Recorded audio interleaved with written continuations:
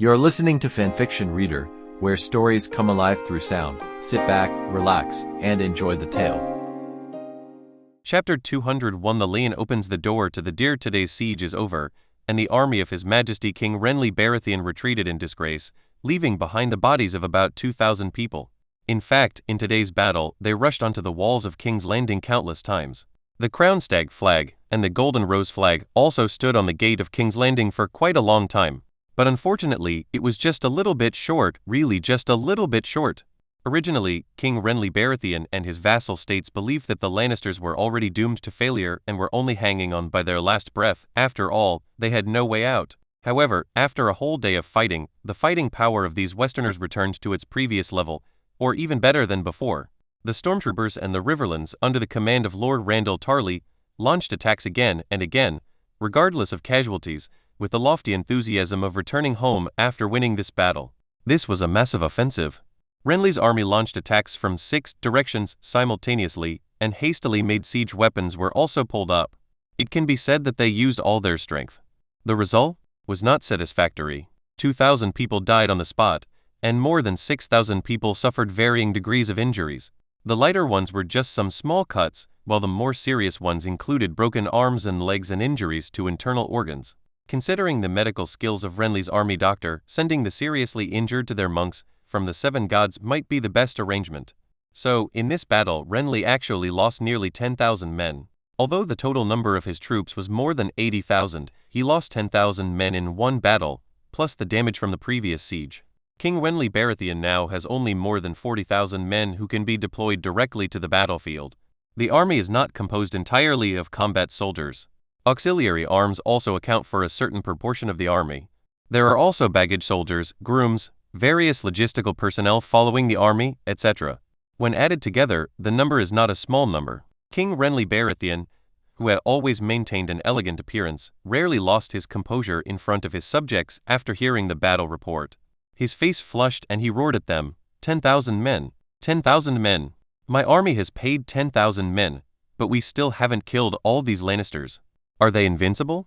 Everyone lowered their heads, even Lord Randyll Tarly, who liked to argue with him, had a cold face and remained silent. As the commander-in-chief of all the armies on the battlefield, he must also be held responsible for this failure. Renly walked back and forth quickly in the large animal skin tent with a snort. He suddenly felt a chill on his back. I may not be able to fight this hard any longer. He had never been to the battlefield. He just strolled around the camp every day, inspecting all directions and letting every living soldier see what his king looked like. Renly is a good speaker and likes to give some morale-boosting speeches on the spot, but things have been different in the past 2 days. The morale of the soldiers began to decline rapidly. What used to be a tide of applause now became silent. Renly knew very well that the few applause was probably because of the golden crown on his head. Later, during one of his inspections, Renly overheard an old soldier, who was about to die, speaking to a new soldier who was probably his nephew. His last words, "Little Norrison, when His Majesty summons you, be smart and try to stay alive. This is not our war." In an instant, Renly understood, raised his hand to stop the Rainbow Guard who wanted to rush over, and left with a sigh. The old soldier was from the Tyrell family. He was brought here by the Lord's conscription order, and then died here in a daze. His body will be buried in the forest next to the camp and left to be eaten by insects and ants. This is Renly's war, Baratheon's war, and even the war of all the nobles in the Stormlands. But it is not a war with ordinary farmers from the Riverlands like this old soldier. When the Northerners and Westerners fought, besides their natural contempt for each other, being able to grab good things was also the most important factor. But what can these farmers in the Riverbend, who already have no worries about food and clothing, get? They came to attack King's Landing on behalf of Renly Baratheon. If they took it, King's Landing would naturally be King Renly's capital.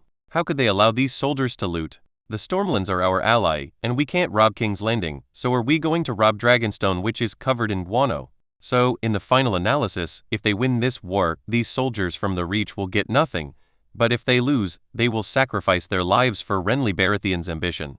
What will they choose? This defeat was actually a fatal blow to the morale of Renly's army, just like the last breath of a seriously ill person. Although it was difficult, it still existed. But today, the blood of 10,000 people dispersed this last breath. After his impotent rage, Renly rarely brought his nominal wife, Margaery Tyrell, with whom nothing had actually happened, to the deserted campfire.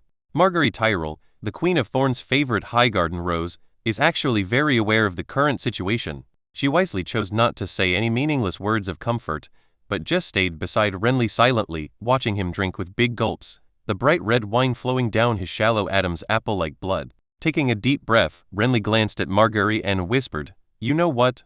Girl from the Tyrell family, your army may not be willing to fight for me now."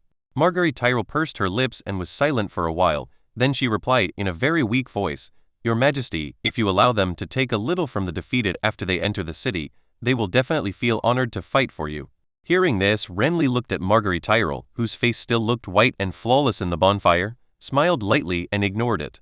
From the perspective of the Tyrell family, they would certainly be happy to see Renly Baratheon enter the city and let them rob, because that was Renly's capital, not theirs. And if Renly did sit on the throne, then a weak, half-dead king would be a good king. This time, the Tyrell family sent 60,000 men to join Renly's army, which was a huge investment. What they were seeking was actually the political status of the Lannister family during the reign of Robert Baratheon I. This is the evil consequence after the fall of the Targaryen family. All the big families have set their sights on this chair, and once they have the chance, they will use any means to infiltrate their family's power. Everyone knows that this is a terrifying vortex that continues to devour lives, but they still continue to move forward. Your Majesty, we cannot fail no matter what. Neither the fool sitting on the Iron Throne nor your cruel brother will let us go. Margaery Tyrell realized that she had just said something out of turn and tried to change the subject. Just as he was about to say something else, Brienne of Tarth, one of Renly's rainbow guards, came hurriedly towards him wearing shining armor. Renly Baratheon realized that something might have happened, so he left Margaery Tyrell and stood up from the campfire, waiting for the arrival of the female knight. "Your Majesty, this is an emergency." Renly's rainbow guard said this before his king could ask any questions. Renly Baratheon pressed his hand habitually, signaling the blue-robed rainbow guard to catch his breath before speaking. "Your Majesty, the scouts ahead just sent us a message that your brother Stannis' army seems to have entered the city from the direction of the Mudgate." To be honest, Renly was confused. He stared blankly at the female knight who seemed to be telling a joke, and remained silent. Then he suddenly jumped up and down and roared, and all his previous demeanor was gone, as if it had never existed at all. How is it possible? How could he enter the city? With his army of 10,000 fishermen, can they break down Tywin Lannister's city gates? Brienne of Tarth and Margaery Tyrell were both startled by Renly's sudden behavior. Brienne gritted her teeth and said, "Your Majesty, the scouts report that it was the Lannisters who opened the gates and let Stannis' army in." It was Renly Baratheon who told her this back to the camp, roaring even more wildly and hysterically, "Mad. Tywin Lannister is crazy. Doesn't he want the throne under his precious grandson's ass?" No one answered him. All the guards who heard and saw the scene stayed away from him and drove away anyone who walked towards them. It was unknown how long it took for Renly to calm down. He still couldn't understand why Tywin opened the city gate for his brother. He even suspected that this was a decision made privately by the guards at the city gate. But no matter what the truth is, what we need to do now is to prevent Stannis from entering the city smoothly. After realizing this, he immediately gave an order to Brienne, who was standing beside him like a sculpture. "Quick, order Randall Tarly to take all our cavalry and charge towards the Mudgate. We must stop Stannis' army from entering King's Landing." "I understand, Your Majesty. I'll do it right away. Also, order our entire army to be on alert. Wake up everyone and put on their armor. I have a feeling there might be a big battle tonight." Brienne left in a hurry. She had to quickly convey Renly's order. Margaery Tyrell, who was standing next to Renly and keenly noticed that her husband's body was trembling slightly, had an expression as if she wanted to say something, but hesitated. She wanted to dissuade Renly from mobilizing troops at this time. After just experiencing a great defeat today, it was a taboo that anyone could understand to hastily gather the troops. However, she could not say this, because she also understood that if the cunning Tywin and Stannis really colluded with each other, and Stannis' 10,000 reinforcements entered the city, the situation would really be reversed. Throughout the army, there are a lot of nobles who can afford to lose. At most they fail and lose a few troops and then swear allegiance to the new master. Neither Tywin nor Stannis will do anything to them. The end of these famous rebel ringleaders may not be very good.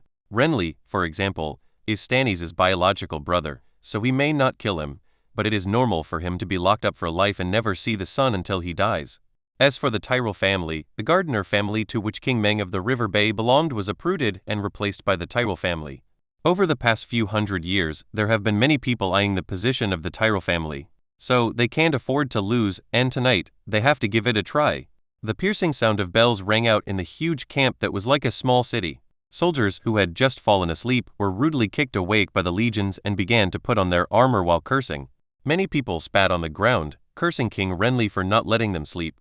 Originally, this was a capital crime, but tonight, the officers next to them just looked at them coldly and had no intention of stopping them. It took Randall Tully about an hour to integrate the cavalry units scattered at the 6 city gates. Then, he led these cavalrymen who had no idea what was going on and rushed towards the mud gate. It's not that he is rigid, but that he didn't gather enough cavalry, and they went up in waves, unable to break through Stannis' infantry formation, which turned into a tactic of adding fuel to the fire, which was clearly a losing business. When the sound of horse hooves echoed along the banks of the Blackwater River, seeing that more than half of Stannis' army had already entered, Randall Tarly closed his eyes in pain. He realized that no matter how fast he ran, he was still too late. At this point, what else is there to say? Now that you're here, are you still a man if you don't fight a battle before leaving? Then, Randall Tarly's cavalry charged hard at the rear of Stannis' army. When the battle began outside the city, Stannis Baratheon could no longer contain his excitement and moved quickly towards the Red Castle. Stannis took a shortcut along the Hook Lane, followed by 1,000 majestic and fierce cavalrymen. He really didn't expect that Tywin Lannister would actually keep his promise and open the gate of King's Landing for him. Originally he was prepared for some tricks that Tywin might play. However, when he actually entered King's Landing and his soldiers had completely controlled the mud gate, he believed what he saw. The scouts sent out to explore the way told him that the gate of the Red Keep was also open, the Lannister garrison was not there, and it seemed that the throne room was still lit. Stannis Baratheon thought about it and decided to lead 1,000 of his most elite cavalrymen towards the throne hall. After all, the streets of King's Landing were wide, and if he really found something wrong, as long as his troops controlled the mud gate, he would be able to escape. Tywin Lannister had indeed kept his promise tonight. He did send someone to open the mud gate for Stannis Baratheon. The old lion still keeps his word occasionally. The problem is, the door was opened, but there were too many doors opened and Tywin had no intention of meeting Stannis at all. All his troops evacuated the city gates and opened all the gates. How could Tywin Lannister really bend the knee to Stannis? A tree that is moved will die, but a person who moves will live. Since King's Landing is a big tomb, Tywin Lannister must jump out of this big tomb. Since both of you Baratheons like this place, I'll give it to you. Look, how considerate of me that I opened the door for you and saved you the trouble of climbing over the wall. Thus, the banner of the Roaring Hero appeared at Dragon Gate, where Renly's army was the smallest. At night, things became even more chaotic. Chapter 202 All Tactic Converter. Throughout the ages, the final outcomes of all tactics have always been, well, you are not lying to me. The vanguard cavalry of the Lannister army rushed out from the suddenly opened dragons, catching Renly's army outside the city gate off guard. Tywin Lannister had no intention of giving up the throne. The Lannister family had been planning for decades and had spent a huge amount of money to get it. How could he give it up? But the city of King's Landing can no longer be defended.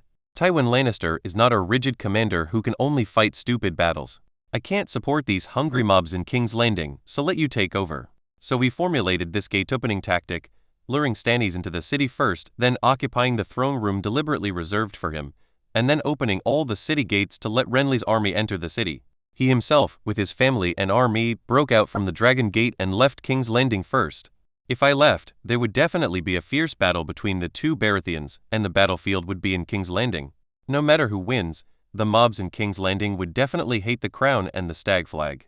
And at this time, if I fight back, maybe this group of mobs will welcome the Lannister family to retake King's Landing, and it is not impossible that they will be obedient subjects of Joffrey from then on. Riding on his horse, the fleeing King Joffrey Baratheon, with a look of resentment on his face, turned his head and glanced viciously in the direction of the throne room high above. Cersei Lannister had no idea how much she had said, but she had failed to persuade Joffrey to leave her throne. Even her promises were useless. The idiot just refused to leave.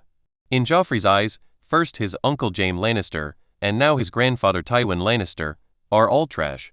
If he wasn't a waste, how could he, as the king of the Seven Kingdoms, be trapped in King's Landing by the rebels and unable to leave? He could do nothing except yell at his ministers and clamor to hang all these rebels. This feeling of powerlessness seriously hurt Joffrey's self-esteem, so when he was asked to leave the throne, or even leave King's Landing, he would not give up even if he died.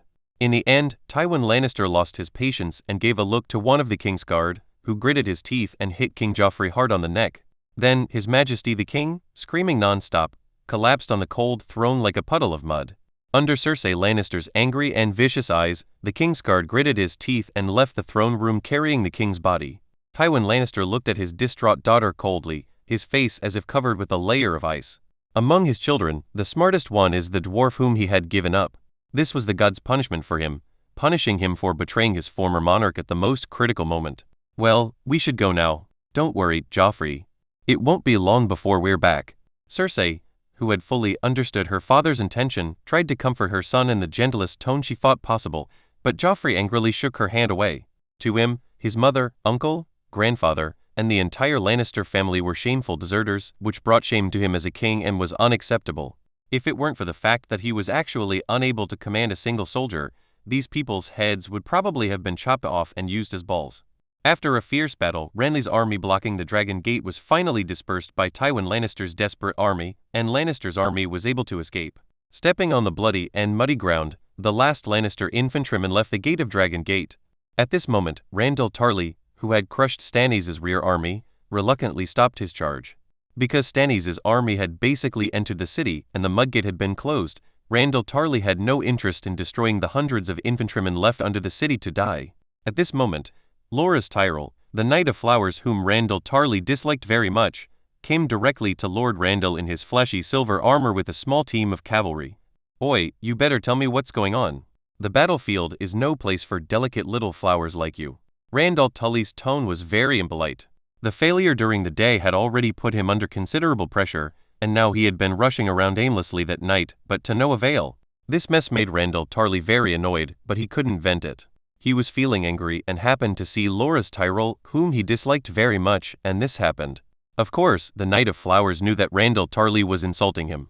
There was nothing wrong with calling his sister Margaery a delicate little flower, but if it was used to describe him, it would be an absolute insult. But at this moment he had no time to refute Randyll Tarly. He glared at him hatefully, and said, gnashing his teeth, "Lord Randyll, His Majesty has ordered your army to turn around and enter the city through the King's Gate immediately." Randyll Tarly was stunned. He suspected that he had heard wrongly. He frowned and asked again, "Boy, did I hear you right?" Entering the city from the King's Gate, the Lannister garrison at this point, Randyll Tarly suddenly realized something.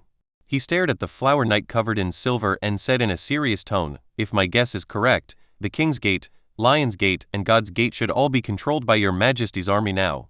The Lannisters there have given up their defense, right?" Although he didn't want to admit it, Loras Tyrell had to admire the old guy's extremely keen sense of battlefield. This was news that had just come, and Randyll Tarly would definitely not know it in advance.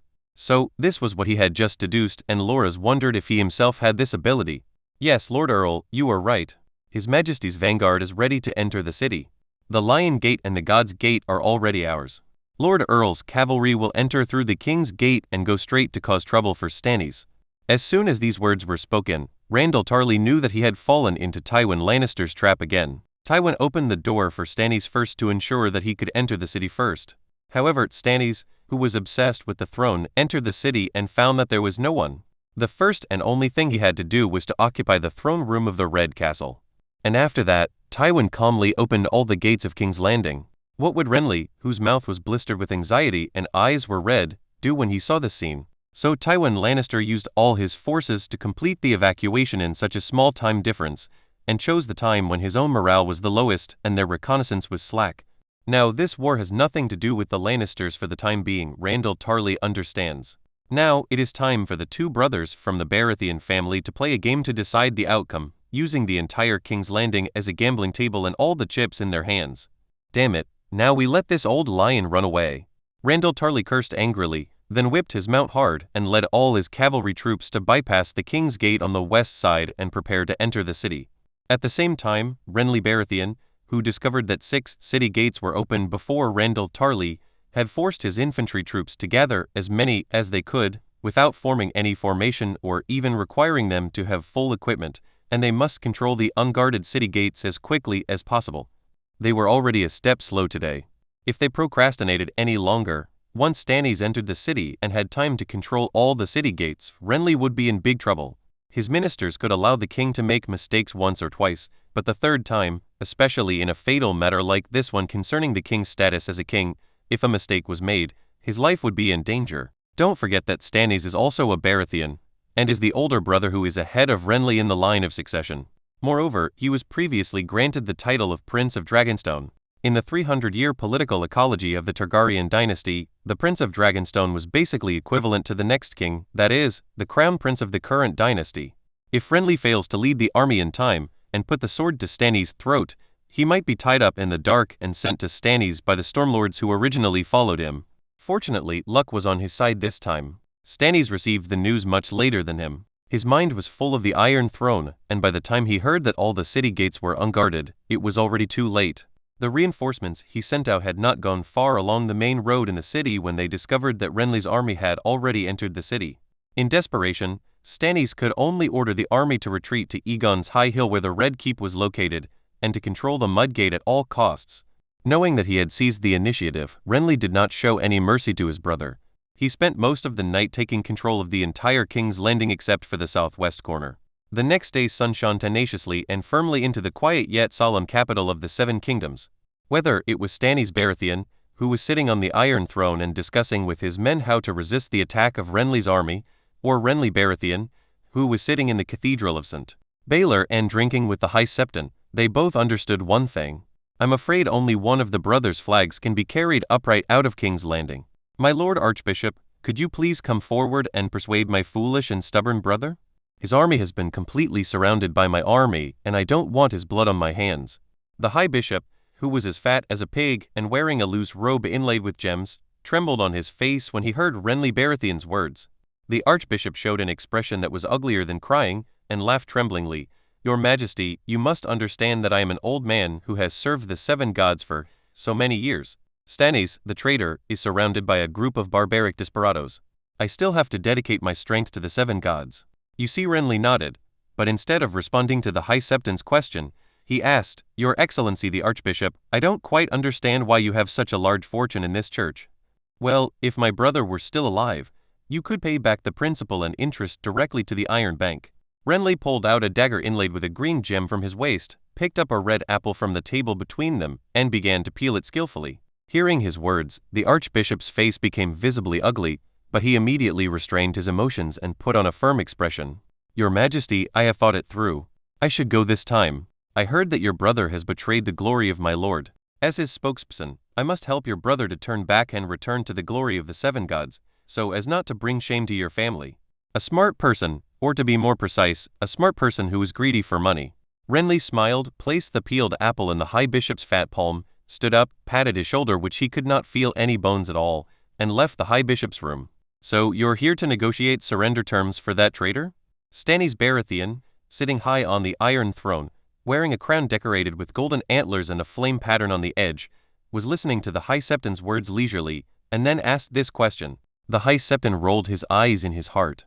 It seemed that King Stannis had not listened carefully to what he had just said. He was just saying this on purpose to disgust him. Under the watchful eyes of the surrounding guards, the High Bishop felt the pressure, but there was nothing he could do. Renly was holding on to the wealth he had plundered from the entire King's Landing for more than 10 years, which was more important than his life. So he shrugged helplessly, although this action was almost imperceptible given his size. Your Majesty, the Church has no intention of getting involved in the fight between you and your brother. To be honest, we have never forgotten the harm done to the Church by the cruel Meager. Really? Then Your Excellency the Archbishop, you shouldn't be here. Standing at the lower right of Stannis' throne, Onion Knight Davos responded to the hypocritical High Septon with a merciless and sarcastic tone, but it did not have a good effect. The embarrassed look only appeared on the Archbishop's face for less than half a second before quickly disappearing into his layers of folds of flesh. Stannis had no interest in talking anymore. He realized one thing. His brother, Renly, might be weaker than he thought. Otherwise, with the 10,000 men under his command, Renly would have led his entire army to attack. What is going on? Chapter 203 The Bloody Battle of King's Landing. When the Archbishop left the Red Castle, he could not help but look back at this royal fortress that was familiar yet unfamiliar to him. There is no doubt that his so-called peace talks did not have any effect. For Stannis and Renly, everything else is just external property, but the crown is the only thing that cannot be shared with others. The direct consequence of the breakdown of negotiations will be that they will have to speak with swords. Your Majesty, I know you cannot bow to a traitor like Renly, but let's be honest. We only have 10,000 men. Although they are all combat soldiers, Renly's force is at least 4 times ours. Stannis does not have any qualified staff around him now, and he is not interested in setting up a so-called royal conference team. He himself is the commander-in-chief of the navy, so naturally he will not set up a minister of the navy. As for the remaining positions, a few people were assigned to fill them temporarily, but they could not actually play any role. The territory he actually controls is estimated to be half smaller than the territory of the Manderly family. With such a small area, there is no need for a minister of finance or a minister of justice in the kingdom. The words just now were still said by Davos Seaworth, the Onion Knight who was by his side and whom he trusted. Stannis nodded, his short grey hair standing up like needles, just like Stannis' character. You are right, Davos, but not entirely. Renly is not as strong as you think. Stannis rested his elbows on the Iron Throne, a place he did not particularly like resting his unprotected palms on. The craftsman who made this chair did not consider the issue of comfort at the beginning. If the Iron Throne is judged from this perspective, it is definitely an extremely failed work, without a doubt. According to legend, anyone cut by this chair will not be recognized by the Iron Throne and will not have a good end. Stannis knows how sharp the throne is, so he doesn't want to try to put his hand on it. Stannis stood up. He always felt that someone was watching him from behind the Iron Throne. This feeling was just like the feeling he had when he first entered the throne room, and the giant dragon skulls of the Targaryen family that had not yet been removed gave him. Leaving the throne, Stannis walked to the center of the hall. The braziers on both sides had been lit, and the light of the flames was shining on the faces of the two men. Davos, I know Renly much better than you do. My brother has never been a man who can keep his composure. If he had the ability to attack us directly, King's Landing would have been a river of blood by now. Stannis looked in the direction of the throne room door. His deep blue eyes, which looked like the abyss, were filled with contempt and disdain. He pointed in that direction, and said calmly, if Renly wanted to come here, he wouldn't have sent that stupid guy just now if he had the ability. I can tell from what you saw that Renly must have got hold of the wealth that guy had looted. Everyone in the Seven Kingdoms knows that our Archbishop needs sufficient wealth to better serve the Seven Gods. It's no wonder he is like this. Davos Seaworth nodded, obviously agreeing with what his king said. However, he touched his hair and asked in a very puzzled tone, Your Majesty, I don't understand.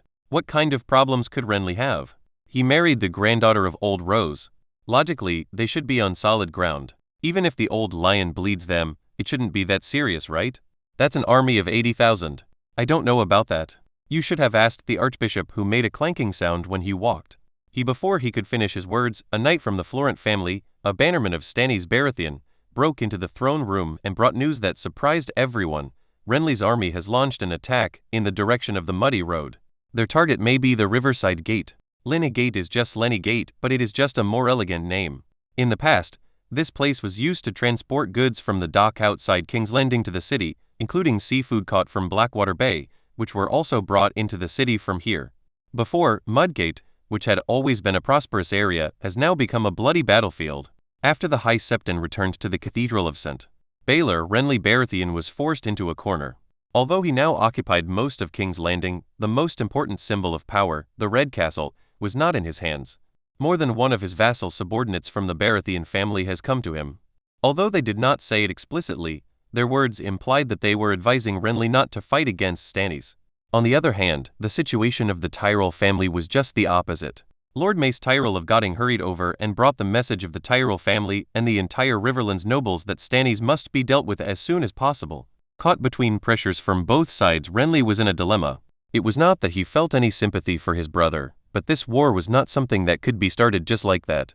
Anyone who takes a look at the terrain of King's Landing will understand that the Red Keep where Stannis is entrenched is located on Aegon's Hill, the highest point in the entire city. This is an attack from the bottom up, and the defenders are in a dominant position. Moreover, the road conditions in King's Landing may be the most complicated in the entire Seven Kingdoms. In this case, the cavalry galloping on the battlefield has no room to display their skills in this place. What's even more frustrating is that even if the large siege weapons were built, they could not be transported in, and Renly could not really use such weapons against the Red Keep, which would be a fatal blow to his royal prestige. Therefore, if he wanted to attack the city, he could only send a battalion of infantry. In other words, this would mean throwing human lives into the city, and this was exactly what Renly least wanted to do. There was no other choice but for Renly to attack the only city gate controlled by Stannis first. If he could take it, he could completely cut off Stannis' way out of the city and maybe force him to surrender. This is what Renly thought and did, and thus the war between the two Baratheons broke out near the Mud Gate. The Fisherman's Square, which was once full of people selling their catches, has now become a hell on earth where lives are harvested. Renly's army wanted to capture the city gate, but they were completely blocked by Stannis' army on the city wall and could only attack from below. The fairly large open area in front of the mud gate became a dead zone that Renly's army could not cross. The defenders on the top of the city wall could shoot arrows down leisurely and even take some time to aim. Anyway, the wall leading to the Red Castle from here was connected, and Lannister thoughtfully left a lot of arrows before leaving. Soon, more than 500 corpses fell in the Fisherman's Square and the blood gathered into small streams. The strong smell of blood was accompanied by the smell of feces and urine caused by the incontinence caused by the deaths. The pungent stench prevented Renly's army from launching another charge. The attack on the Mud Gate was temporarily halted, but along the Mud Gate to the north, all the way to the central square of King's Landing, the north-south main road called the Mud Road, Renly's army's offensive had just begun. Because it is close to Aegon's High Hill, most of the residents here are nobles. They are the resident nobles of King's Landing, and they are loyal to whoever is the king. But now, there are 2 kings in King's Landing, so they are in a neutral state. But their homes, these great houses with high walls and deep valleys, serve as a natural defense for the army that Stannis controls here. Although they were at an absolute disadvantage in terms of numbers, every step forward taken by Renly's army would come at a huge cost. The clashing of swords, the strange sound of iron objects piercing human bodies, and the desperate cries of the wounded before they died echoed in every space on this once bustling street. War will not show mercy to anyone. It will only laugh strangely, devour the blood and bones of all the dead, and then become more powerful and terrifying. When the sun sets, this brutal war enters its first rest phase. Soldiers on both sides are tired and need sufficient rest and supplies before they can engage in the next, even more brutal battle. In the Cathedral of St. Baylor, a banquet hosted by the High Septon was being held. The reason, of course, was to celebrate the fact that King Renly had successfully crossed the muddy road and was almost reaching the edge of Aegon's High Hill. For Renly and his vassal state, who were used to hosting banquets, this was not a banquet they could refuse. Although they did not have any particular feelings towards it, Renly still came to the banquet wearing a luxurious gold and green robe. After dealing with the slightly excited High Septon and making a few toasts, Renly received the High Septon's blessing on behalf of the 7 gods, and this banquet had nothing to do with him anymore. Holding an exquisite silver knife, he cut a roasted suckling pig with crispy skin without appetite. Renly frowned slightly and sat alone on the high seat, silent. Lady Margaery Tyrell, the Rose of Highgarden, who was supposed to be with him, was now like a fluttering butterfly, shuttling among the vassals of her family and occasionally making eye-catching laughs with some young people. Your Majesty, our losses have been revealed. Would you like to take a look? Brienne of Tarth, holding a thin piece of paper, quietly came to her king and whispered these words in Renly's ear. Well, let me see it. Renly Baratheon nodded calmly, stretched out his left hand to take the paper, held it in his palm, but did not open it directly. Instead, he looked up at Brienne and asked softly, Brienne, how is our military morale? I really can't trust anyone in this hall except you. The Rainbow Knight followed the king's gaze and glanced at the people who were talking and laughing at their feet. She could not sense even the slightest hint of war from these people. It seemed that the war, which was only a few hundred meters away, had nothing to do with them at all. You can smell it, my knights.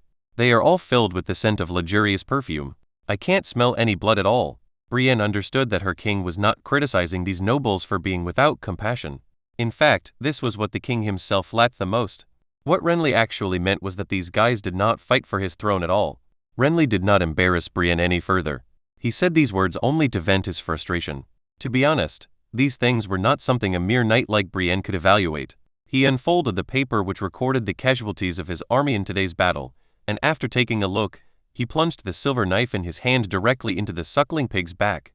After taking a few deep breaths, Renly threw the paper into the candlestick beside him. Suddenly, the flame in front of him was like a dancing elf. At this moment, he felt that this flame was much more beautiful than Margaery Tyrell. He couldn't help but get angry, for the battle report clearly stated that in today's battle Renly's army lost more than 3,000 men, including nearly 1,000 who died in the unsuccessful battle to capture the Mudgate. Almost all of them were massacred by the defenders. The remaining 2,000 people were lost in the attack on the King's Landing city controlled by Stannis. This in itself was nothing. What made Renly most angry was that most of these 3,000 people were vassals of the Baratheon family. In other words, he had just emerged from the storm zone with a force that had lost nearly 1/6 of its troops in this battle, which made him feel the danger. To put it bluntly, his throne is actually a company led by the Baratheon family and jointly funded by the Stormlands and the Riverlands. And although Renly is still the chairman who has the final say, As the losses of his army continue to increase, there is no telling when he will be kicked out by these tyrels, and the position of chairman will be taken over by himself. Your Majesty, tomorrow, shall we continue the attack? Although it was not her place to ask this question, after reading the contents of the paper, Brienne still decided to ask. There was one thing that Renly was right about. In this bustling aristocratic world, the only people he could truly trust were the so-called Rainbow Guards. After a long sigh, Renly gritted his teeth, snorted coldly, and said, "Tell Randyll Tarly that I want to see his banner on the battlefield of Mudgate tomorrow." "It's the king's order." Nodding, Brienne of Tarth left. She was actually very worried about her lord, because just now, she suddenly realized that her king seemed to have no means to threaten a military leader like Randyll Tarly. Would Renly dare to order Randyll Tarly to be killed for his improper attitude in battle? If he did, the entire Tarly army would leave immediately, and the whole of the Reach would be divided. In the political system of Westeros, the king is actually a large lord. He does not have a transcendent status above all nobles. The king himself is the largest noble in the country. Once he kills nobles, it is tantamount to declaring war on this system. Why did the Mad King Aerys Targaryen die and his country be destroyed? He killed the Duke and heir of the North, and then this logic was activated, and the entire aristocratic system began to become his enemy. Renly is not stupid, so he won't do that, but what else can he do if he doesn't do that? The nobles in the River Reach are wealthy and powerful, and Renly, who only has more than 10,000 of his own people left, is almost unable to suppress them. Tomorrow, or the day after tomorrow, or at most 3 months. If Renly still cannot ascend the Iron Throne, then the Tyrell family and the entire Riverlands nobility will lose all patience with Renly at that time. If Renly had only a few men left, one night his head would be cut off by the mad nobles and sent to the king on the Iron Throne, no matter who it was, as the best gift of their surrender. Don't think they don't dare. For the sake of their status, they dare to do anything. This is nobility. Chapter 204. No need for politeness here. Clay wanted to go south as quickly as possible, but he couldn't do it because his army had to take more than 30,000 wildling prisoners to Winterfell, the capital of the north, and he didn't dare leave them all at the wall. The wildlings all walked, and no matter how fast they were, it still took Clay nearly half a month to get from the wall to Winterfell. There was no other way. Given the transportation conditions, there were all kinds of troubles along the way. There were several large-scale escapes among the wildling captives at night. These unwilling guys untied the ropes, injured and killed the patrolling soldiers, and ran desperately towards the wolf forest. Clay's solution was also very simple. He was all cavalry anyway, so he got on his horse and chased. After catching up, no matter whether they are men or women, they will all be beheaded and brought back. Clay's order is that since they have run out of the camp, they are no longer his prisoners, and he does not want to see any new prisoners for the time being. So, after 3 more brutal killings, the lucky remaining cowardly captives finally realized what a cruel and ruthless man the commander of the Northern Army who had driven them all the way here was. Just like that, on a snowy night, Clay finally saw the outline of the vague walls of Winterfell. Fortunately, the King's Road was not completely buried by the snow, otherwise he would have gotten lost without guidance. There are no longer any troops gathered from the north in the city. They had already set off half a month ago. Now, this capital of the north is in an extremely weak state. The sharp-eyed scout on the tower had already spotted the slowly approaching army, but he did not sound the alarm. The wolf flag and mermaid flag still fluttering in the wind and snow revealed the identity of this army. "Lord Clay, they are back." The horn sounded, and the east gate of Winterfell rumbled open. Clay left the main force in the winter town outside the city and entered the city with 200 guards. Robb Stark has left, so according to the order of succession, the one left behind in Winterfell is his younger brother Bran Stark. In the main hall of Winterfell, Clay saw the Winterfell keeper, but he was stunned at the first sight of him. The magic threads on this kid are much thicker than the last time I saw him, almost binding him into a cocoon. Needless to say, this must be the work of the three-eyed raven. If you have to say it, this is already a violation of the original agreement. "Lord Clay Manderly, you are welcome to Winterfell." Bran Stark spoke the most meaningless adult official language in a childish voice, which made Clay speechless. "Bran, your brother has left with his troops. How many men did he leave for you? Do you need me to leave some men for you? Winterfell is the core of the north, and its safety must be guaranteed." What Clay said actually had a hidden meaning, because the current situation in the 7 countries was completely different from when he first went south, and many arrangements had already slipped into completely different tracks. For example, under his promotion, the North used Theon Greyjoy's life as a bargaining chip and in the name of Robb Stark offered the gold of the Westerly as a reward, so that the Iron Men sent troops to steal the old Leon's ass. But now times have changed. With his quick victory and alliance with Daenerys, The Iron Men really don't play a big role on his side, and they themselves are not that good either. After Jaime Lannister was sent back to the Westerlands, he took a group of newly trained soldiers with him and quickly drove all the ironclad robbers along the coast of the Westerlands into the sea. With the alliance between the Iron Islands and the North essentially broken, the west coast of the North is once again under direct threat from the Iron Islands. It is not time for the Stark family to fall yet. No, thank you for your kindness, Lord Clay. I believe that Maester Luwin and Sir Roderick will help me protect Winterfell. Bran Stark continued to speak in official language to Clay. Since he had no intention of talking properly, Clay had no interest in saying anything to him anymore. In the past, he wanted to stop the three-eyed raven from devouring his sanity, but now, let him do whatever he wanted. Nodding, Clay skipped over the topic and turned his gaze to the two people sitting next to Bran Stark, one civil and one military, one the instructor of Winterfell and the commander-in-chief of the garrison, and the other was a maester in charge of logistics and medical care. Gentlemen, there is one thing you should know. This time I came here, I brought back more than 30,000 barbarian slaves, most of whom were women. In addition to giving one to each of my subordinates who went on the expedition with me as agreed, there are still more than 20,000 people left. Clay stared at their somewhat stiff faces and smiled slightly. If you have no objection, I will order my army to bring these prisoners to Winterfell. You will arrange accommodation for them and guide and manage their future lives. How do you think? Maester Luwin and Sir Roderick both looked unhappy because they could hear that this Clay Manderly was actually making things difficult for them. Winterfell, with a permanent population of only about 10,000 people, suddenly had more than 20 or 30,000 wildlings coming. With the main army already outside, this would cause a huge upheaval and was simply impossible. Bran Stark, who didn't understand what was going on, frowned and yelled, "Lord Clay, Maester Luwin taught me that there are no slaves in Westeros anymore. It is wrong for you to call them slaves." Yeah? Clay's smile was very strange. He made an expression of sudden enlightenment and said in an exclamatory tone, "Thank you for your teachings, Lord Bran Stark. How about I cut the ropes that bind their hands and feet and grant them the status of northern citizens?" Good Bran Stark had just opened his mouth when he was held down by Maester Luwin.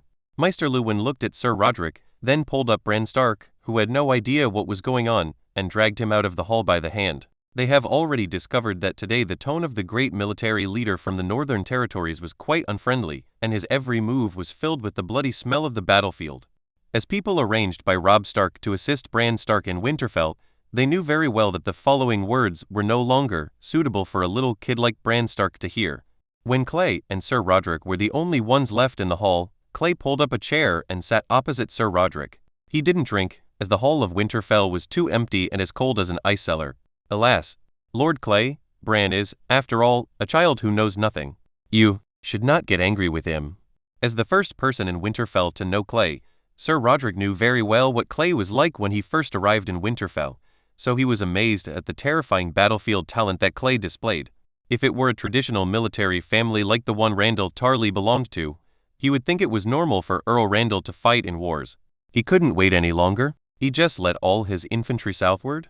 After losing all his cavalry, he only had about 16,000 men at most. With such a small number of infantry, he just marched southward like that? Clay slammed the table. He didn't feel sorry for the soldiers of other nobles, but there were several thousand of his own men among these more than 10,000 people. It was extremely foolish for these more than 10,000 people to march south in a swagger. What does the Vale say? I guess that woman Lysa Tully did not agree to Robb's alliance request. She didn't agree when Lord Eddard was still here, and she probably won't agree now. Sir Roderick did not speak. He could not deny what Clay said. Although there was no news from the Vale, Lord Bolton and Lord Seven, who had been there for quite a long time, also had no news. But there were already some rumors coming from Winterfell. It seemed that after the two men arrived in the Vale, something happened in the Eyrie, and then the Bloody Gate, the main gate in and out of the Vale, was completely locked. Lord Clay, there has been no news from the valley yet. Our people cannot enter the valley. Sir Roderick's tone was a little difficult. Although he was much older than Clay, he was now completely suppressed by Clay in terms of momentum, and there was no way he could communicate normally like before. No news? How long has it been since I received the message from Robb, and since I defeated Mance Rayder's army, and captured these prisoners, and brought them all the way to Winterfell? Clay's tone was not polite at all. He stared into Sir Roderick's eyes and said coldly, "It's been more than a month now. After such a long time, the two of them should have crawled back to the north from the Eyrie. If they can, then they can. If they can't, then they can't." Do they have to stay and wait for Lysa Tully to feed them? On the way back, the more Clay thought about it, the more he felt that something was wrong. The valley had been neutral in this war, a bit like a neutral country in the Second War in his previous life. Let you fight each other, I will remain neutral to the end. But the problem is that the Vale is not a small country famous for its banks and watches and with weak military strength. In theory, the Vale has the most powerful cavalry force in all of Westeros. The valley will definitely end in the end, but it is not certain who it will help. Robb Stark led more than 10,000 infantrymen south along the King's Road and told himself that he would camp in the Twins, but judging from the casual tone in his letter, it is not impossible that he would continue to march south. At this time, the well-equipped Valley cavalry came out from the Bloody Gate. Almost all the northern nobles, including Robb Stark himself, believed that even if the North led by Lysa Tully continued to remain neutral and not stand on their side, they would not help others fight against them. Because of blood ties and the sisterly relationship between Lysa Tully and Catelyn Tully, the people of the North naturally have a sense of trust in the Vale. In addition, they are all good brothers who rebelled against the Targaryen dynasty together, so the relationship is further strengthened. But Clay knew that Lysa Tully was not in the same mind as the North at all. Her mind was full of her son, Robert Arryn the Younger, the current ruler of the Vale. Oh, and someone that Lysa Tully particularly liked. So, from the very beginning, Clay concluded that the allied team sent by Robert would inevitably return empty-handed, but the current situation is that it is not known whether it will be unsuccessful or not, but they have not returned, which is a problem. Again, the North cannot collapse now, the old Leon spine has not been broken, the two stags are still fighting each other with horns, and Daenerys' forces in Dorne have not yet taken shape. Now is not the time to take action. Clay doesn't have the habit of treating people as subordinates, but in the current situation, he and Daenerys do not have the strength that Aegon Targaryen had in the past, and they can't attack all the way and crush all resistance. The dragon is still too small. A crossbow arrow from a city defense crossbow, which is not the black technology developed by Maester Qyburn, can cause fatal damage to Daenerys' little dragon if it hits the neck. And Jalisos of Clay would also be injured by this kind of crossbow. There are only 4 dragons, but there can be 100 or 1,000 city defense crossbows if these lords feel their lives are threatened. Therefore, Clay must now do his best to ensure the stability of the North and use this shell to ensure the interests of the Manderly family. Otherwise, once the main force of the Northern Army encounters an accident, the Manderly family of the Twins will inevitably be impacted. I'll be frank, I won't leave any wildling captives in Winterfell. The defenses are now empty. If these people escape, the Wolf Forest is to the north. This will cause us endless trouble. Sir Roderick sighed and nodded, apparently approving of Clay's action. I will bring this large group of people back to White Harbor first. I will take the main cavalry of my Manderly family and escort the wildlings to White Harbor. There are many people there, and we can spare some manpower to watch over them. Clay had no intention of consulting Sir Roderick at all. This was an announcement, not an attempt to obtain his consent. But Lord Clay, His Majesty Robert needs your cavalry support. If you take the cavalry to White Harbor and then rush to the Riverlands, Clay waved his hand impatiently, interrupting the rest of Sir Roderick's words. Listen carefully. I will let Earl Glover lead the main cavalry force and march south as soon as possible to join up with Robert's main infantry force. When we fought this battle, he should have expected that I would have so many prisoners, and I also informed him of this in my subsequent letter. Clay laughed without any emotion and continued. He couldn't wait and ran to the south first. Now the main force of the infantry is gone. What can I do? Should I kill all these prisoners? If so, why did I capture them in the first place? Sir Roderick could only nod in response to Clay's statement. Clay's control over the army made it impossible for him to even make a comment, let alone change Clay's decision. Well, Lord Clay, Winterfell will provide your army with enough food and fodder. I hope you can set off as soon as possible. After all, His Majesty is still in the south and he only has infantry around him, so their mobility is too poor. Nodding, Clay stood up directly. He had nothing to talk to Roderick about. He came here because, firstly, Winterfell was on the King's Road and this was a must-go place. Secondly, he had to come to Winterfell no matter what. After all, in principle, the handling of so many prisoners had to be discussed with Winterfell. But your Winterfell is too small to accommodate so many people, so that's not my problem, Clay Manderly. In fact, deep down, the Kree had no intention of giving these wildlings to Robb Stark. These are all valuable population resources, especially the large number of women, who will be important bargaining chips for Clay to win people's hearts in the future. The snow was still falling. After taking enough supplies from Winterfell, Clay immediately led his men south. Chapter 205 Valley Conspiracy. There was a pop, and there was a slightly strange sound in the darkness. Then, a ray of fire lit up in the darkness. Maybe he was used to the darkness. This sudden light even made people feel a little dazzling. Earl Severn squinted his eyes and looked at the face hidden in the black robe under the light source in a daze. He was lucky to have seen this face.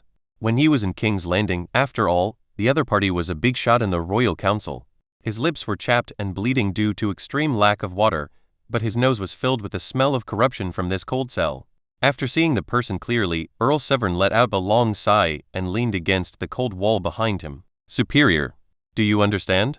Dear Lord Severn, as long as you admit that you murdered Lysa Tully, this poor woman, how about I promise to let you go back to the north? Don't waste your breath, Littlefinger. I still haven't figured it out yet. Why did you do this? However, since you have locked me up, you are my enemy, and my enemy wants me to do this. Yes, I must not let him get what he wants. Oh, that's it. That's a pity. Lord Severn, your good partner, Lord Roose Bolton, who once swore loyalty to the North like you, has already agreed to my request. Earl Severn was no longer interested in talking to Littlefinger. He just leaned against the wall, slumped, and kept mumbling. Be prepared. Winter is coming. This is the clan language of the Severn family and the Stark family. In troubled times, there are always some strange people. They are unwilling to bow to those who can kill them. They are worthy of respect, but they will not survive until the end. Well, goodbye, Earl Severn. I might as well tell you that whether you reject me or agree to me, you will eventually be the murderer of Lysa Tully. The only difference is whether you are dead or alive. There was another pop, and the fire was extinguished. In the darkness, Lord Littlefinger Petyr Baelish left. His ghost-like footsteps echoed in the dark corridor, gradually moving away. Meech Severn became a prisoner, and Roose Bolton who came with him became the guest of Lord Petyr Baelish. There is only one possibility for there being such a big gap, and that is Lord Bolton is more aware of current affairs. Roose Bolton still remembered every detail of the murder that took place more than half a month ago. At that time, in the Hall of the Eyrie, Lysa Tully, the mistress of the valley who looked like a cow, entertained Roose Bolton and Meech Severn, who had come from afar. At the banquet, Roose Bolton discovered that there was not a single noble from other valleys who came to the banquet. At that time, he thought that he had come too hastily. Later I learned that under the rule of Littlefinger Petyr, who had fled to the Eyrie after the death of Lysa Tully and Robert, the entire valley had long since become alienated. To a certain extent, the Eagle's Nest City has lost the ability to command the entire valley. In addition to the wavering Hayu town, it turns out that there are several important vassal families of the Arryn family, such as the Royce family of Runestone City, the Waywood family of Iron Oak City, the Hunter family of Longbow Hall, and the Bell of Honge City, the Moe family, and so on. These big families who have a very strong say in the Arryn Valley. After learning that Littlefinger appeared in the Eyrie City, they are well versed in the affairs of the nobles, and they immediately understood what happened there. As a result, the orders of the Eagle's Nest City slowly became useless to them, and even a group of nobles headed by Bronzeone began to mock the Eagle's Nest City in public. This kind of news would have spread across the country at the speed of light in peacetime, but at this time when the entire Seven Kingdoms were busy fighting wars, the news was firmly locked in the valley, so much so that Roose Bolton's eyes darkened. Don't know it all. After the two had a tasteless meal with Lysa Tully and Petyr Baelish, the envoy from the north proposed an alliance request from the King of the North, Robb Stark. Lysa Tully did not refuse directly, but looked at Earl Petyr beside her. The look in her eyes made the two mature men in the north understand, and made her scalp numb and physically uncomfortable. In fact, during the entire banquet, Lysa Tully didn't say a word except what was necessary, and kept drinking. It seemed that the content in the cup liked her very much. Petyr suggested that the two envoys from the north, together with himself and Lysa Tully, go to the Moon Gate to talk in detail. The two of them had never been to the Eagle's Nest and didn't know where it was, so they nodded and followed. Just went. Then, a scene happened that Roose Bolton still remembers vividly. Arriving at the Moon Gate, Roose Bolton finally remembered where this place was.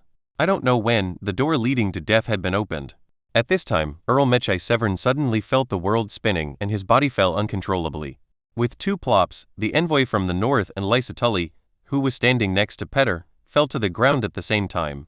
Seeing this scene, the sweat on Roose Bolton's forehead suddenly dropped, and his leaden eyes looked around, because he knew that he had been involved in the trap set by others. I am standing here perfectly fine, while Meech Severn and Lysa Tully are all drunk. There is only one explanation. There is something wrong with the wine that Petyr Baelish brought for everyone just now. At this time, Roose Bolton was still a good boy under Robb Stark. After all, the Bolton family had almost no cavalry, and all the spear and heavy shield soldiers followed Robb Stark's infantry group south. It's not okay for him to be unfaithful. His throat rolled hard, and Roose Bolton took a few steps back without leaving a trace. He wanted to escape from here. He didn't believe that Petter Baelish dared to detain him in public. If he dared, he wouldn't call people like himself here to take action. But soon, he became disappointed. He pulled the door handle hard with his palm, but it didn't move at all. Littlefinger, that bastard, had locked the door at some point, so that he couldn't escape even if he wanted to. At this time, after checking the status of the two lying on the ground, Littlefinger picked up an ornately carved dagger from the table and played with it back and forth in his hand.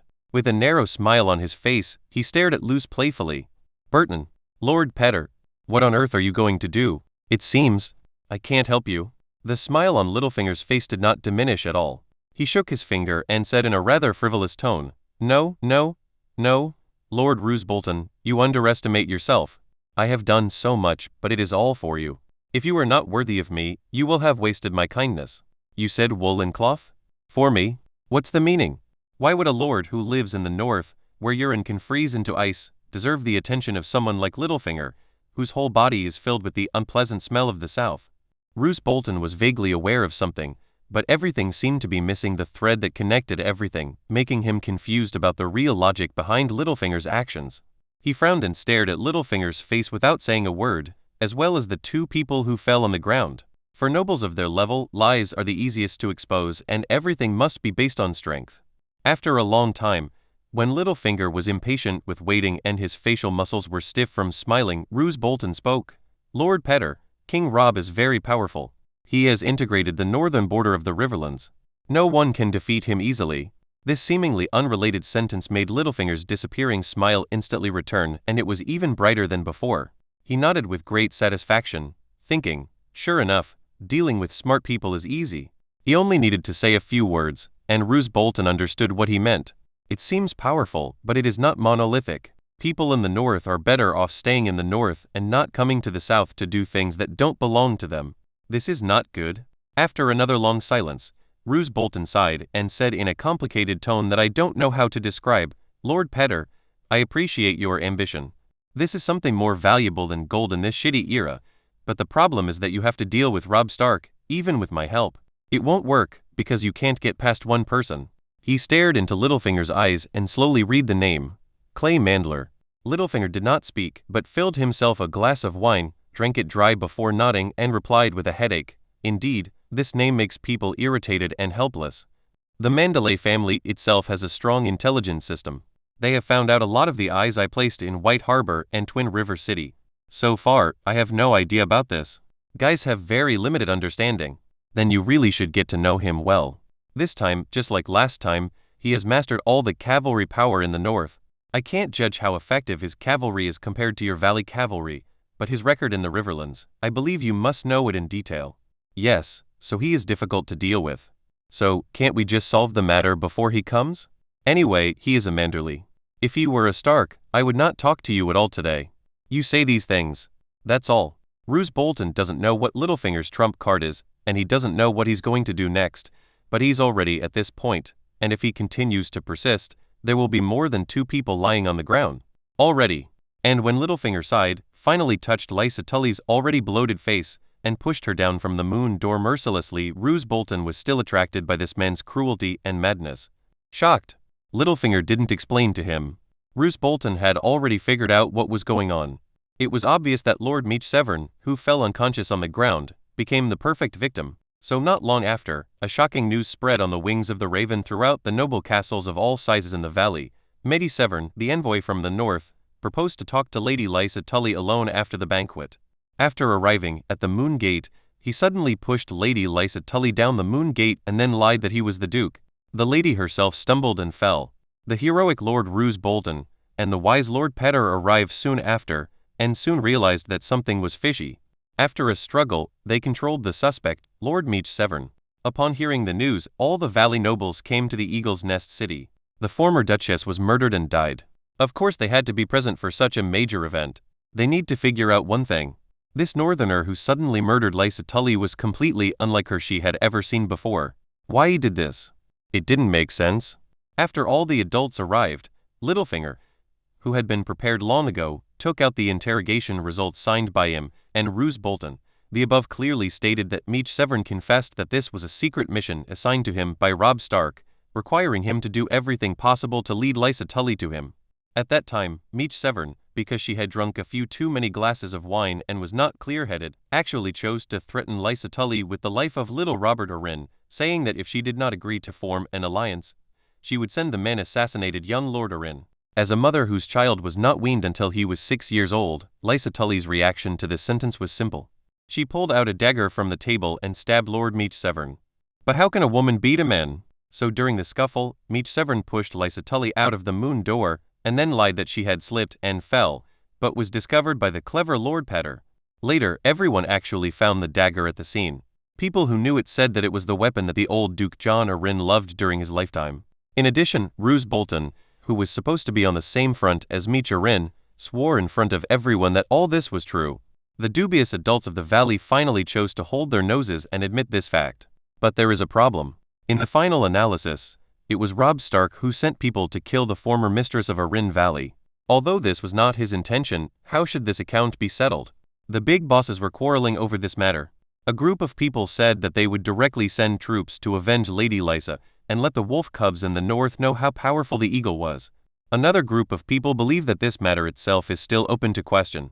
Although Meech Severn himself was beaten until he could not speak during the interrogation and fell into a long-term coma, but when he woke up, maybe this matter there is something strange about the child. But this voice was quickly lost in the voices of other opponents, because in fact, everyone in the valley was very itchy to send troops to join the war, but they had been held back by Lysa Tully before, so they could not do so. But now, the opportunity for war is before them. Everyone felt that there must be something wrong here, but they all chose to ignore it. The Lannister in the south looked like he was not doing well. He was beaten to a half by the Northerners. The two stags in King's Landing should also decide the winner. The one who survived should find a place to lick his wounds. This is the best time to send troops in the valley, and you can attack anyone. After that, whether it is when Stark continues to become stronger, or when the winner of King's Landing secures his throne, and the Old Land reorganizes the West, the effectiveness of Vale's participation in the war will be greatly reduced. Chapter 206 Autumn is short. Clay felt something was wrong. In the previous war, everyone, including him, had ignored the variable of the valley. But this time, Roose Bolton and Meech Severn never returned, which made Clay smell something else. But now, for Clay, the first priority is to bring the 30,000 precious prisoners in his hands back to White Harbor. The interests of the Manderly family come first, and the interests of the North are now far behind. Going south along the White Knife River, even if Clay wanted to notify Robb Stark as soon as possible, he couldn't do it. He didn't have a raven and had no way to contact Robb Stark, who was nowhere to be found. In that case, it is not my problem. Anyway, the main force of the cavalry has been handed over to Earl Glover. No one can accuse me of being self-centered. The worst that can happen is that I am too concerned about my own problems, egoism. But in fact, this is definitely not a crime that can cause hostility because everyone thinks so. Everyone has something dirty on their butts. If this crime is really used to convict the nobles, it will set a very bad precedent. By the time Clay's horse stepped into the huge white gate of White Harbor, another half a month had passed. This was the result of Clay's urging all the way, and the wildlings were afraid of being killed and dared not resist. Uncle Willis, who had been waiting there for a long time, received Clay. Clay had already sent a letter to bring the situation to Willis as quickly as possible. After all, he was the Manderly family's chief steward in White Harbor, and this kind of thing was not suitable for a soldier like Clay to do. Uncle, these prisoners are now in your hands. Take good care of them. Apart from leaving 5,000 people, try to make arrangements for the rest. If all else fails, haven't we cleared the Three Sisters Islands? Transport the disobedient ones aloft. The fleet is here anyway, so they can't escape. In the Manderly family hall in White Harbor, Clay, who was finally able to take a breath, told his uncle what to do next. Willis Manderly certainly agreed with Clay's idea. In fact, in the entire North, only White Harbor could temporarily accommodate such a large number of captives because of its population base. If you take any small castle with a population of only a few thousand and bring 30,000 people there at once, it is hard to say who will be the owner of that land after a while. Clay, I have no problem. It's not difficult to arrange for them. And I've noticed that most of them are women, which makes it easier. There are also many men living alone in White Harbor. Clay nodded. His uncle Willis was also an understanding man. Although these prisoners of war nominally belonged to the entire North, everything changed after Clay's tour in Winterfell. This is something you can't eat in Winterfell. Now that I've taken it away, don't even think about getting it back. Willis certainly understood this logic, so neither his words nor his intention to keep these people and divide them up after the war was mentioned at all. The right thing to do was to eat them up quickly. Uncle, try to pick the ones with better quality and distribute them to our potential recruits. Our family's current military strength is still too small. There are so many people in White Harbor, but how many troops do we have? This is not enough. Clay gave a reminder, although Williams didn't understand what he said. He didn't understand that the family already had an army of 4,000 people outside. Wasn't that enough? But everyone in the Manderly family knew that Clay was the core of the family's future, so as long as it was not a matter of principle, family members would never ask too many questions about what he said. Okay, I'll tell them that if they are given women, they will be obliged to obey the family's call to go to the battlefield at any time. Well, that's enough. Uncle, how is the construction of our fleet going? Clay asked another question. There was no need for any formalities between them. It would be most comfortable for them to talk briefly and to the point. It's still the same. Only 5 new ships were launched this year. After all, shipbuilding is not like building armor. It takes a long time. You can't be impatient. Just wait. Willis smiled. He fully supported Clay in spending a lot of money to build ships and expand the Manderly family's fleet. After all, trade accounted for far more of the Manderly family's financial income than land. A large fleet, in addition to having more ships available to participate in trade itself, will also reduce the cost of trade itself through powerful military force, thereby increasing the profits of the Manderly family. Clay did not stay in White Harbor for too long. After confirming that Uncle Willis had indeed arranged the 30,000 people in an orderly manner, Clay's attention returned to the battlefield in the south. After thinking about it, Clay decided to send a letter to Daenerys of Dorne. Neither of them was a pretentious person, and the content of the letter hardly contained any topics for emotional communication. Clay wants to remind Daenerys to speed up the integration of Dorne. He has a premonition that the war in Westeros has undergone some unexpected changes, and some arrangements must be made in advance. After arranging everything, Clay took the troops who were returning to White Harbor with him, took the fastest route directly from White Harbor, and headed quickly towards the southwest of Bite Bay. Since Bite Bay had become the inner bay of the Manderly family, the sailing with the wind was extremely smooth. Along the way, they encountered many fleets of the Manderly family. After recognizing Clay, all the fleets saluted at sea. The pirates were no longer seen, for they either sank to the bottom of the Bite Bay or fled far into the strait, escaping from this deadly place. When Clay arrived at the Twins, he found that there was no sign of the army at all. In the entire Twins, except for 2,000 infantry and cavalry left by the Manderly family to guard the city, there was no other soldier. All of them had followed Robb Stark to the battlefield. Fortunately, the old man is still in the Twins and Robb Stark is a kind man. After discovering that the Manderly family still fully supports him, he returned Wilford Manderly as a hostage. Clay didn't have time to care about his sister for the time being. He went straight to the old man's study to find him. He had to know the situation on the southern battlefield as soon as possible. After all, he had no army in his hands. Grandpa, it's just the two of us here, so I'll just say it straight. In the damp tower, the fireplace was burning brightly and the heat slightly dispelled the faint musty smell in the room. Clay and Earl Wyman sat opposite each other, and on the table between them was a long row of empty bottles. Okay, you tell me. No one knows that you have been holding it in for a long time. It is impossible for a real dragon to not be cowardly when crawling on the ground. Tell me. You can't tell others otherwise, I guarantee they will be scared to death. The old man chuckled and clinked the bottle with Clay's, making a crisp sound. In the reflection of the fire, the old man's already healthy face looked even more rosy. This year, he witnessed with his own eyes how his family, under the leadership of his grandson, rose at lightning speed without anyone noticing. If it were really exposed, it would span the entire Bay of Jaws, with a territory equal to most of the Hedgian land, and it would have nearly 5,000 infantry and cavalry, all well equipped. More importantly, behind this family, there are 4 real dragons soaring in the sky, and the whole of Dorne is secretly supporting them. Under such circumstances, who in the 7 kingdoms dares to look down on him? Clay was crowned directly in the Twins, and 4 dragons circled over the heads of the major families. They all had to accept it for the time being, but at most they would question Clay's bloodline, and they all had to recognize this crown. The dragon is equal to the king. This concept has been passed down for more than 200 years. It is not something that can disappear overnight. Have you heard that Daenerys Targaryen has raised the Targaryen banner in Dorne? Clay was not sure how Daenerys was doing in Dorne, nor was he sure how much resistance there would be within Dorne. Although Prince Doran had given him a guarantee, Clay could not completely trust him. Strictly speaking, Daenerys is now his granddaughter-in-law, so Lord Wyman has a natural liking for this name.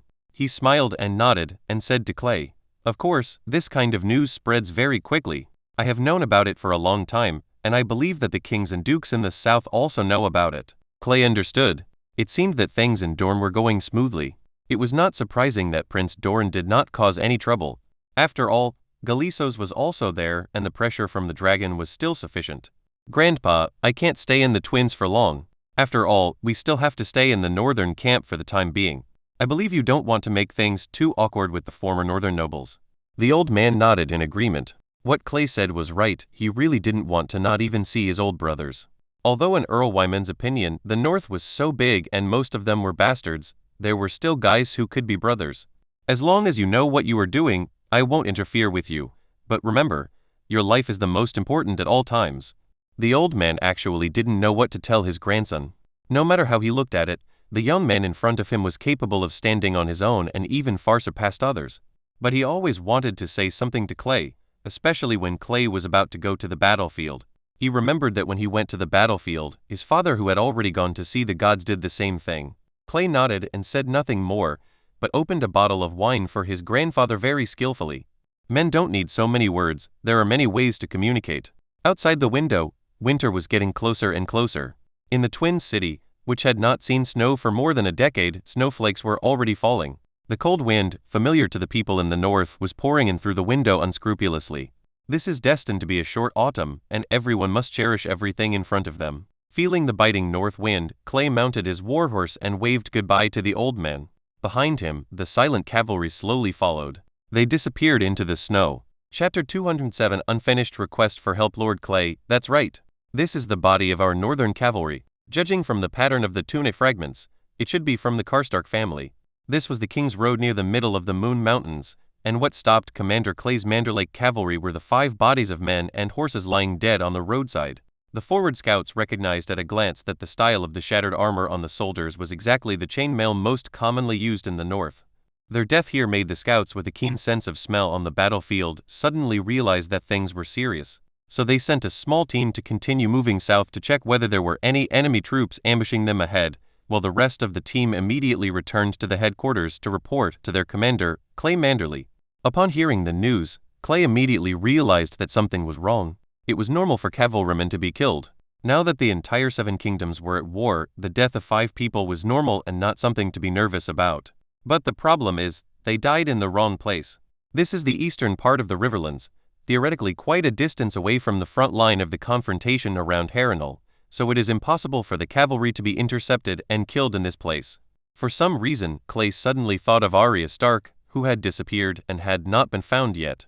A strong sense of unease enveloped him. "Order. All cavalry will deploy immediately, stop marching, get off the King's Road, and advance slowly along the plain. Also send out scouts. I want to know the entire situation within a radius of 50 miles. This time, Clay brought with him cavalry from the Manderly family, whose ability to execute his orders was stronger than that of the cavalry he commanded in the entire north. After the order was given, the originally long marching column stopped immediately. Amid the shouts of the officers and the low sound of the trumpets, the cavalry of the Manderly family formed a neat square formation, with the heavy cavalry in the front to ensure the first wave of attack capability. In this way, Clay led his troops slowly forward. All the troops knew what had happened and began to prepare for battle. They were all veterans who had fought in the battlefield. No one panicked. They believed that they could defeat anyone who dared to stop them. After marching about 3 miles forward, Clay saw the corpses of the northern army discovered by the scouts. Frowning, Clay dismounted his horse. Immediately, a row of heavy cavalry formed a steel wall around Clay, using their bodies to block possible attacks from any direction. Clay opened up his demon hunting senses, which had not been used for a long time, and squatted beside the corpse, carefully examining every detail of the deceased. Blood was spraying onto the north side of the road. Someone cut his carotid artery.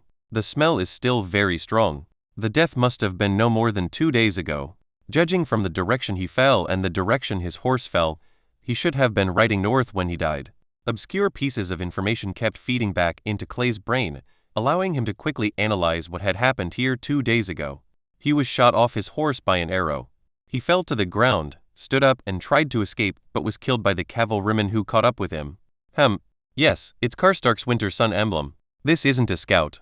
I don't remember any Karstark scouts being among the ones I arranged. This person must have been hunted down all the way here. What is this? A bloody letter? Clay fished out a letter with partially dried blood from the lining of the body lying on the ground. He didn't understand why the attackers didn't take the letter. Judging from the horse hoof prints at the scene, there were only footprints of the dead northern soldier and no one else.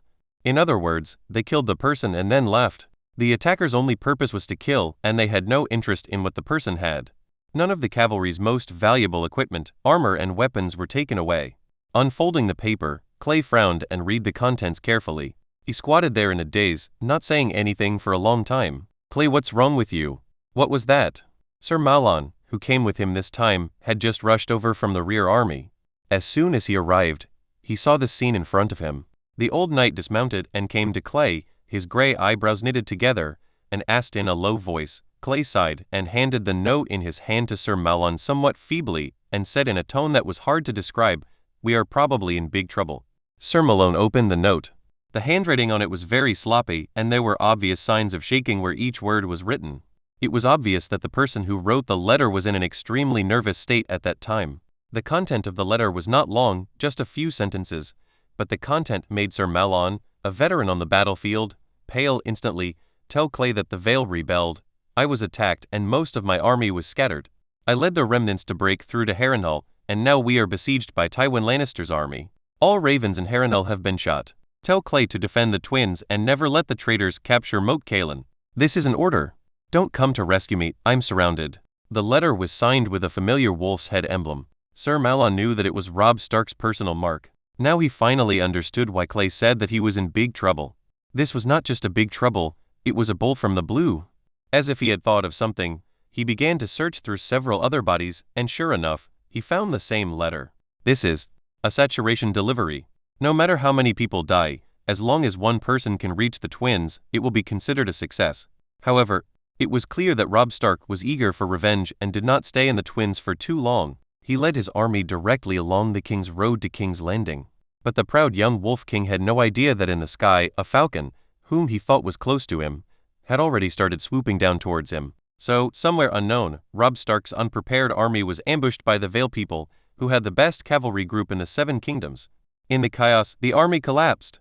Afterwards, Robb Stark led the remnants to break out and entered Harrenhal, the southern gate of the Riverlands.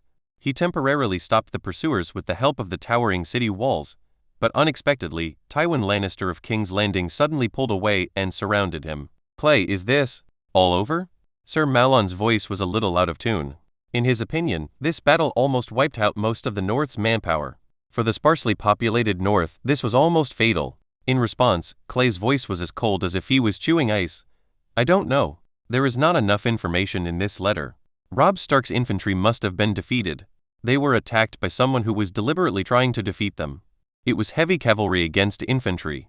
It would be a miracle if they could win. What I want to know now is, where is the battlefield? The cavalry I sent over later may have also been defeated, but they are cavalry, so a lot of them can always escape. But now, where are all the people? Looking at Sir Malon, who was stunned on the spot with trembling hands, Clay did not expect him to be able to answer his question. No one following him could answer this question. Order, all troops move out, we are heading north, back to the twins first.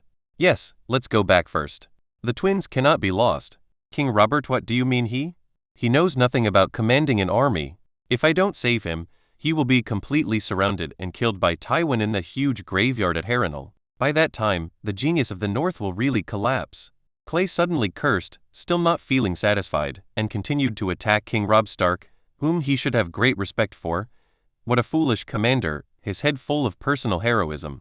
He thought he could keep Tywin in Harrenhal, but he can only dream about it.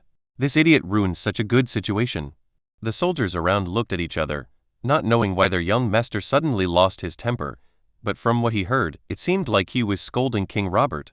The soldiers looked at each other and understood each other's eyes. Everyone understood what he meant. Today, no one heard anything. Yes, no one heard anything. Sir Malon, who had come to his senses at this time, realized that he had just made a mistake. He did not care about being ashamed and asked directly, Clay, with our limited numbers, there is no way we can rescue Robb Stark from the Vale people and the Old Lion. I know. So, I will go back to the twins and cross the river, to Riverrun, where our other god of war, Lord Edmure Tully, has been recruiting soldiers for several months. Clay got on his horse and said with a hint of icy in his tone, The Tully family and the Stark family are in a relationship where they prosper together and suffer together. If the Starks are finished, will they still be fine? Now, we can only rely on them. Chapter 208 3 plans. Earl Wyman definitely didn't show up. He had just said goodbye to his grandson and returned only 8 days later. And when he figured out what happened, everything he wanted to ask was swallowed back in his stomach. It was very simple. This matter was so big that it was worthy of the entire Manderly family to brace up and concentrate all their strength to deal with it. Because once the content of the letter is confirmed, it means that the sky in the north is really going to collapse. This is not as simple as just breaking a Robb Stark. There are several two-legged Starks in the world. No matter how bad it is not impossible to straighten the bastard.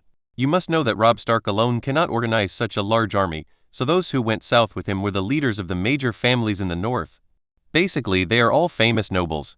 Like Clay, who leads the army alone, the lucky one who accidentally escaped the thunderous attack in the valley this time is an outlier among them. Therefore, it doesn't matter if a Robb Stark is killed, but if these people are reimbursed, it will be equivalent to the collapse of the basic operating system of the north. Not to mention, some families still have only male heirs. Now the family will face the end of the heir. Risk. Once again, he returned to the White Tower study room that he had left just a short time ago. Clay and his old man sat opposite each other, but this time, the two men did not let go. In the face of major events, you must keep a clear mind. Alcohol relaxes people. Drinking at this time will delay the judgment of the matter.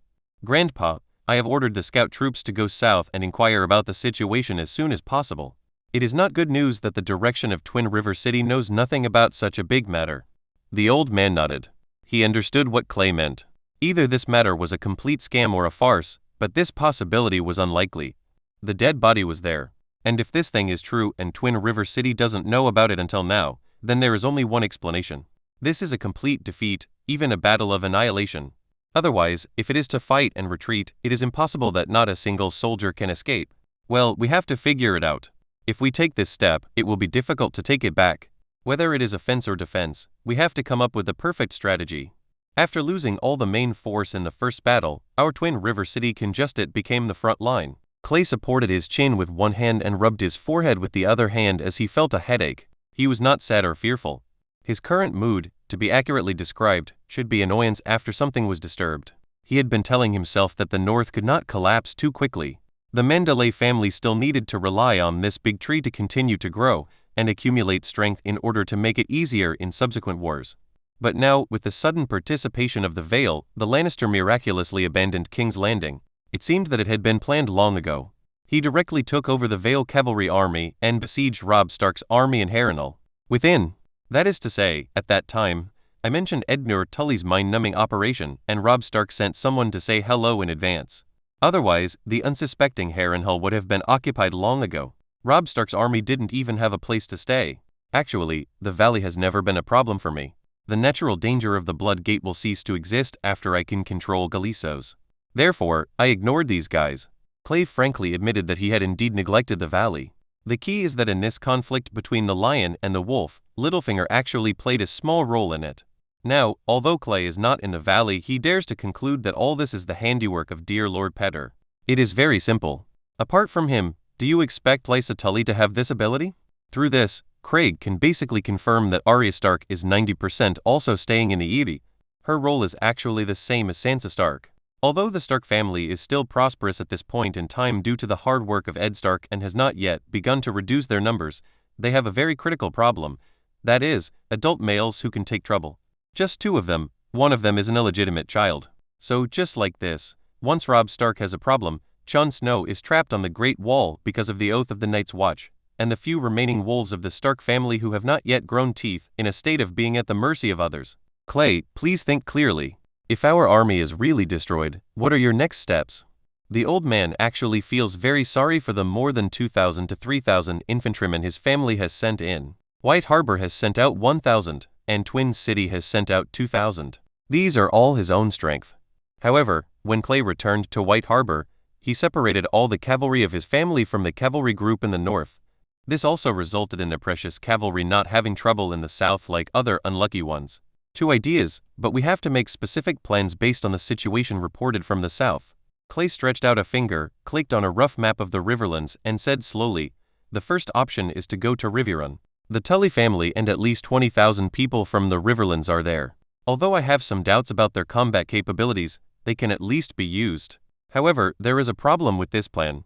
If the 20,000 people in Riverrun are not moved, the battlefield in the Riverlands will not be ruined. If I cannot get the military power in the past, Edmure Tully, the god of war in the Riverlands, will lead the troops.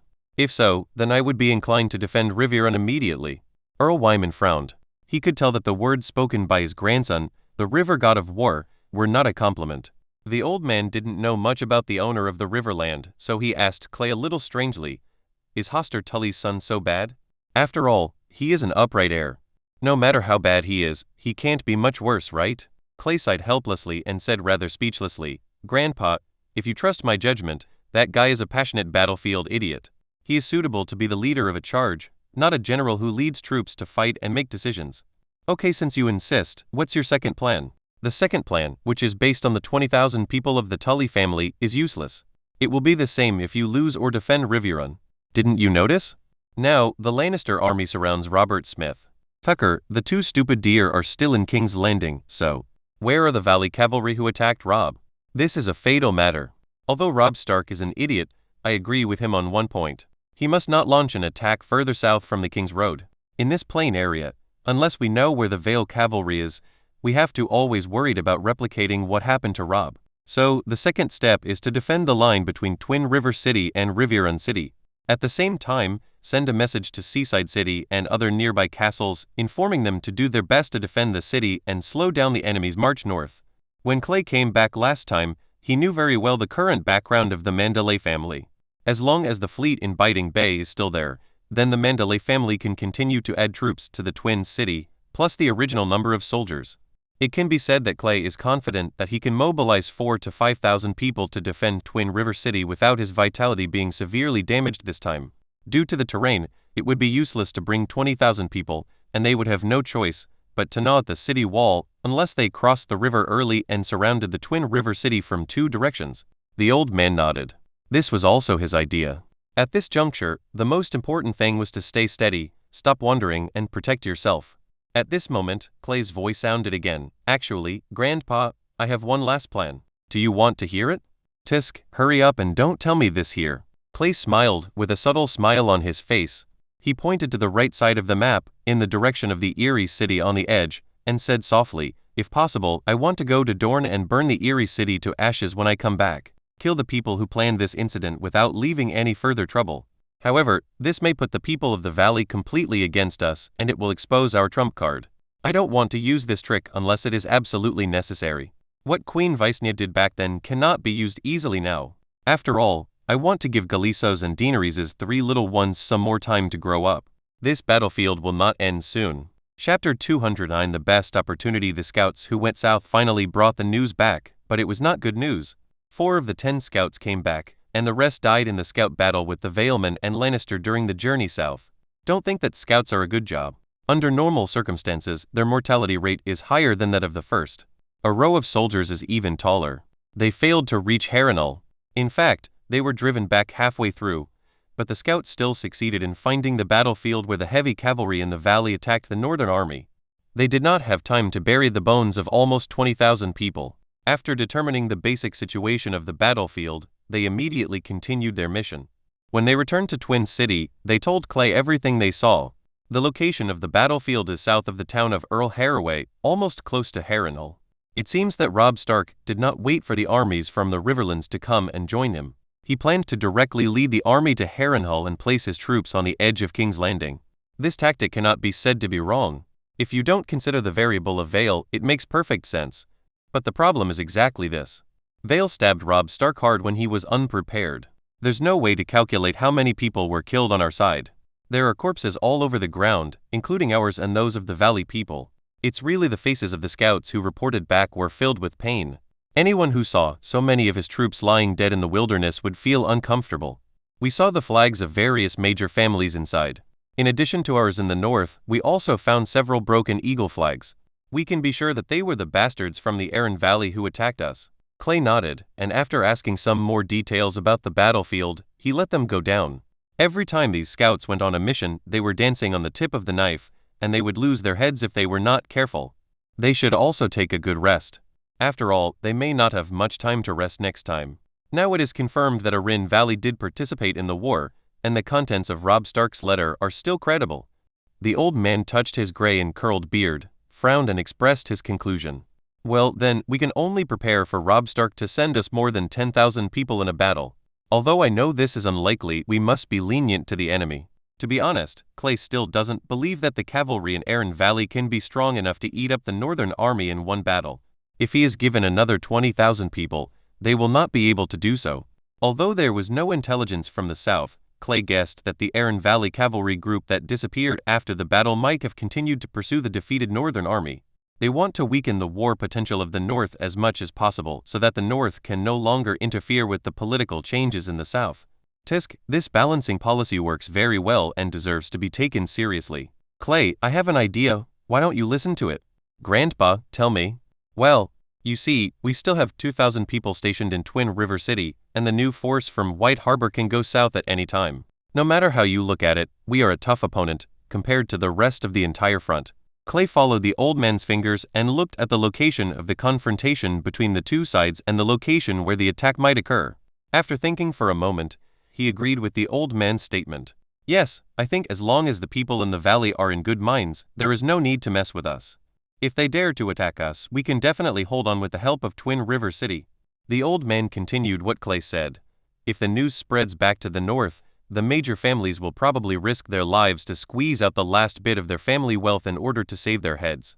At that time, the army from the north will pass through the neck and move south.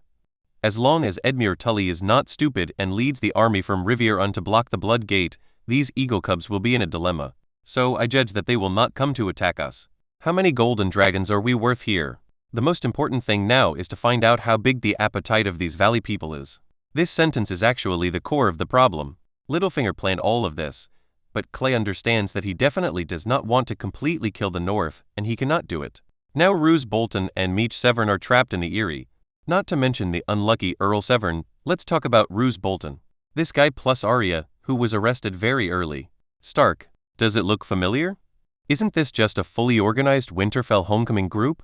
As long as Robb Stark is killed, Roose Bolton can take his people to send Arya Stark back to Winterfell, and then find an opportunity to let Bran Stark died and Sansa Stark married a noble he wanted to win over. Or even simpler, just rely on military power to control the weakened Winterfell, and then marry Sansa Stark. As long as you are cruel, let Rickon Stark disappear, and then find a powerful king to endorse it. It's done. In fact, this is how Roose Bolton played in his memory, but in the end he got out of the game and was killed by his illegitimate son, Little Skin, which can be regarded as his own fault. Clay was not sure whether Roose Bolton had rebelled, but with the current precarious situation in the north and Robb Stark, it would be strange for Littlefinger to still be by that guy's side and not think about it. After understanding this, Clay could only complain about Robb Stark's envoy configuration this time. This was not a pillow sent by Doze. If you had been someone else, this might not have happened. Among the three major forces in the north, Stark is the leader. The Boltons used to be second, but now, their own Manderly family has secured the second position. However, their background is not good, and the Boltons are still read in history. Where is the king? Littlefinger can't do anything to him, so he can only start from Roose Bolton. Grandpa, what do you mean, these eagle cubs might attack the almost undefended princes of the Three Rivers Basin? Is it impossible? If I were the commander of the Eyrie, I would keep burning, killing, and looting your fiefdom. Anyway, most of my troops are cavalry. I only need to trick the main force of the Riverlands out of Riverrun and leave.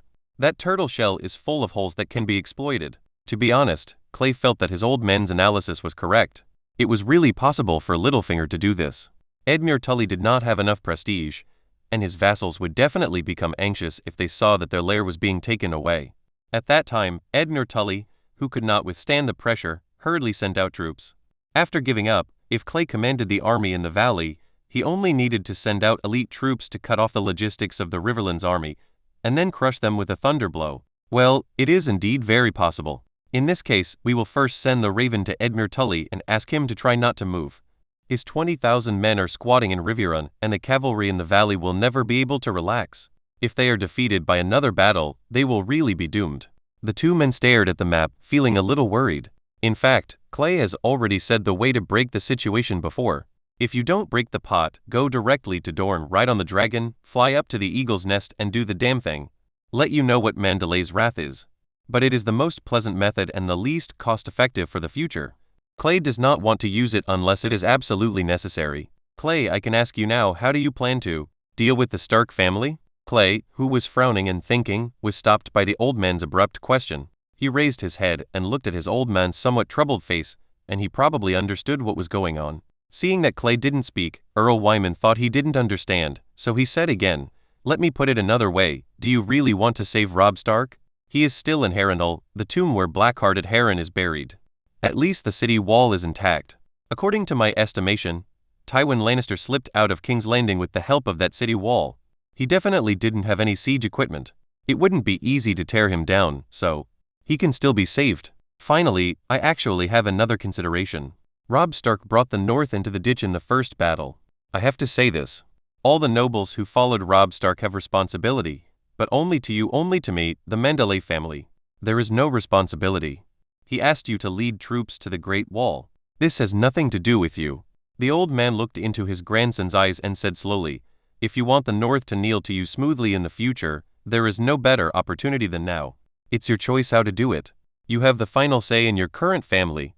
Chapter 210 Attack 3 times a day, and then call in reinforcements. The old man is right about this. Strictly speaking, not entirely. Clay does need to make an attempt to rescue Robb Stark, and he needs to perform some actions, but the specific effect is not certain. Clay knew very well that the Manderly family's current strength was still too small, and the 2,000 or 3,000 people who went south with Robert Stark would definitely be doomed, although most of them were soldiers from the twins. But this is still a major weakening of the Manderly family's strength. At least if these 2,000 or 3,000 people were still there, Clay would not have to keep the cavalry he converted into infantry in the city. Cavalry is only intimidating when it is in motion. When it dismounts, it may be even worse than infantry. Before Clay's ravens reached Riverrun, the ravens over there arrived first. Taking the letter from the old man, Clay unfolded it with trembling hands. He wanted to see what Edmure Tully wanted to tell him. "Lord Clay Manderly, I learned that you traveled south later than His Majesty Robb Stark. I presume you have reached the twins. You must have heard the news of His Majesty's defeat. Now, my Riverland army has 20,000 soldiers stationed at Riverrun, ready to rescue His Majesty at any time. But as I wrote to you on the day, the Vale cavalry attacked Stone Hall, Acorn Hall, and Stonehenge one after another. Although they were repelled by our defenders, the remaining villages and farmlands were burned down, causing great losses. Therefore, I invite Lord Clay Manderly to Riverrun to discuss the current war situation. I hope Lord Clay Manderly will not refuse or delay and will come to Riverrun as soon as he sees the letter." It was signed by Edmure Tully, along with the trout symbol of House Tully. When the father and son saw the letter, they looked at each other silently, then opened the map and carefully marked the attack route of the Valley Cavalry. What do the Vale people want to do? Charge at the east gate of Riverrun and use their cavalry to attack the city walls? The old man touched his chin, not understanding the logic behind the Valley Cavalry's choice of attack this time. The cavalry had fewer tanks than tanks, so they had no way of attacking the city walls. If they wanted to attack the city, they could only dismount and serve as infantry. But who can afford to use cavalry as infantry to attack the city? Shouldn't this thing be a treasure? No matter how powerful your valley is, you only have tens of thousands of cavalry. If they are gone, they are gone. What are these people thinking? Clay also found it strange that Littlefinger had never been on the battlefield. It would be understandable if he was commanding the war alone, but the problem was that there were capable people in the valley, such as Bronze John and John Royce, who had also been on the battlefield. There are two possibilities. First, Edmure Tully is exaggerating the severity of the matter. The Vale cavalry actually only looted the villages of these 3 cities and did not attack the castles. The second possibility is that they really did send people to attack the city walls, but their purpose was not to capture these 3 cities, but to put pressure on Riverrun and force Edmure Tully to send troops. Edmure Tully has no prestige. If he has a large army, but cannot protect the territories of his vassals, it will be a huge blow to his ruling power. Clay was inclined to the second explanation, because his opponent was also a man who was good at strategizing, or in other words, a guy who only believed in strategizing. He must be very clear about the status of the Riverlands, so he did this. If that's the case, then why did they ask you out? I doubt that Edmure Tully would be so kind as to invite you over and give you the army he worked so hard to gather. Clay couldn't give a definite answer to this question right now. He was not in Riverrun and didn't know the situation there. I think that Edmure Tully wants me to take the blame. He doesn't want to send troops, but he has no excuse. If I go over and say I don't agree to send troops, then everything will become my responsibility. Or else, it was the other old nobles in the Riverlands who put pressure on Edmure Tully. After all, I was in Riverrun at that time. These people knew very well what Edmure Tully's military ability was like, so they asked me to go there as a staff officer. It's probably a bit of both. It's hard to tell what Riverrun is thinking right now. We'll know only when we get there. The old man nodded. The situation was now passive for him. After all, the Vale Cavalry plus Tywin's army, nearly 40,000 people, were stationed on the southern front. To say that the pressure was not great was just talk. Grandpa, send a letter to Winterfell and ask Bran Stark to once again call on all the major families in the north in the name of protecting Winterfell and ask them to transfer all the remaining soldiers to me. The number of people we have is definitely not enough. Clay and the old man both knew that everyone who went south this time must have left some troops at home, and it was impossible for them to take out all their savings. This is also an old tradition. No noble family will use all the power in their territory for the sake of their lord. If they are doomed, how can they live their lives? But the situation is different now. The lords of each family either died in the chaos, or followed Robb Stark to be surrounded by enemies in Harrenhal. It's not a good idea to keep it secret at this time. What if the lord comes back? It will be hard to explain, right? Clay estimated that if they squeezed in a little, there would be no problem squeezing out tens of thousands of people. But the quality would definitely not be good, and the condition of the equipment was the kind that would make him explode if he looked at it for one more second. But it doesn't matter. What Clay wants is the number of people. Moreover, the so-called new recruits or garbage soldiers will become veterans after surviving a battle, and their survival and combat capabilities will increase sharply. As for how to get more people through the first battle, that's a problem that Clay Manderly needs to worry about. Okay, I'll write to Winterfell right away. Oh, by the way, Grandpa, send a letter to Uncle as well and tell him to distribute the wild women I brought back immediately. I will give one soldier to each one. Also tell the remaining male captives that if they want to live, they can come and fight for me. If they survive, I will give them land to live well. If they disagree, just wait to die. Clay, what does this mean? Can we use savages? It's okay, Grandpa, just write it like this. Uncle knows what I mean. Besides, I killed their king outside the Great Wall. They have already kneeled to me once as prisoners, so they won't kneel a second time just to stay alive. Besides, if these men stay in White Harbor, they will definitely not be able to integrate into the society in a short period of time. This is an unstable factor. I don't have time to deal with them now. It is better to let them come to the front line. I don't count on their fighting ability. I'll think it's worth it if 5 of them can kill one. The words seemed casual, but the old man understood that they were planning to bring these thousands of savage men here as cannon fodder, and they had no intention of letting them go back alive. As if he understood what his old man was thinking, Clay said softly, using their lives in exchange for the right of those women to start a new life. I think it is very reasonable. After all, everything has a price. I am not kind to them. This is the fate of losers. No one will feel sorry for them. Grandpa, let's do this. You should transfer some of our troops from White Harbor first. As for the villages in the Twins, we don't need them anymore. Let the people of the Vale take them. I'll set off for Riverrun first. Edmure Tully has given me a hard time. Turning around and running away is not my style. Clay said. Chapter 211. The problem of eating. Marguerite Tyrell has not been with her nominal husband Renly Baratheon for a long time. Renly and Stannis, the 2 Baratheon kings, fought fiercely in the streets of King's Landing. Basically, Renly attacked during the day and captured Stannis' position in several blocks at a great cost. Then, at night, Stannis, who was more familiar with the terrain, waited for an opportunity to push back. In short, it went back and forth like this, and fought over and over again. In the end, because Renly's army had a numerical advantage and with only about 6,000 people left, Stannis finally decided to abandon all the neighborhoods except Aegon's High Hill. The morale of Renly's army was greatly boosted, and they were ready to pursue the victory, but an unexpected problem caused them to pause their attack. The hungry people of King's Landing finally reached the breaking point. In order not to starve to death and to still have something to eat for their wives and children, some people finally chose to take a desperate risk and attacked the patrolling Renly soldiers at night. Not all food in Renly's occupied area in King's Landing was gone, but most of it was hidden. In order to snatch food, the hungry people first had to arm themselves. As a result, in a very short period of time, nearly 100 mob attacks on the army occurred in King's Landing. Once again, the master changed his golden robe and did not dare to enter the dark alleys of King's Landing. As local gangsters, they knew very well what was going on in King's Landing. If they entered, a rusty blade would be handed out from nowhere. There was no other way. An earl in charge of public security in Renly's army had no choice but to do it himself. He sent more than 1,000 soldiers into the alleys of King's Landing to try to seize the weapons in the hands of the mob. But he soon paid the price for his foolish behavior. In a very short period of time, 2/3 of more than 1,000 people were killed by the mob in King's Landing in various ways. The rest fled as if they were dead, with faces full of fear and vowing never to go inside again. This matter reached the ears of Duke Mace Tyrell, which made Duke Goding, who was full of thoughts about the future life of the Prime Minister, very angry, so he ordered that 3,000 people be mobilized to enter.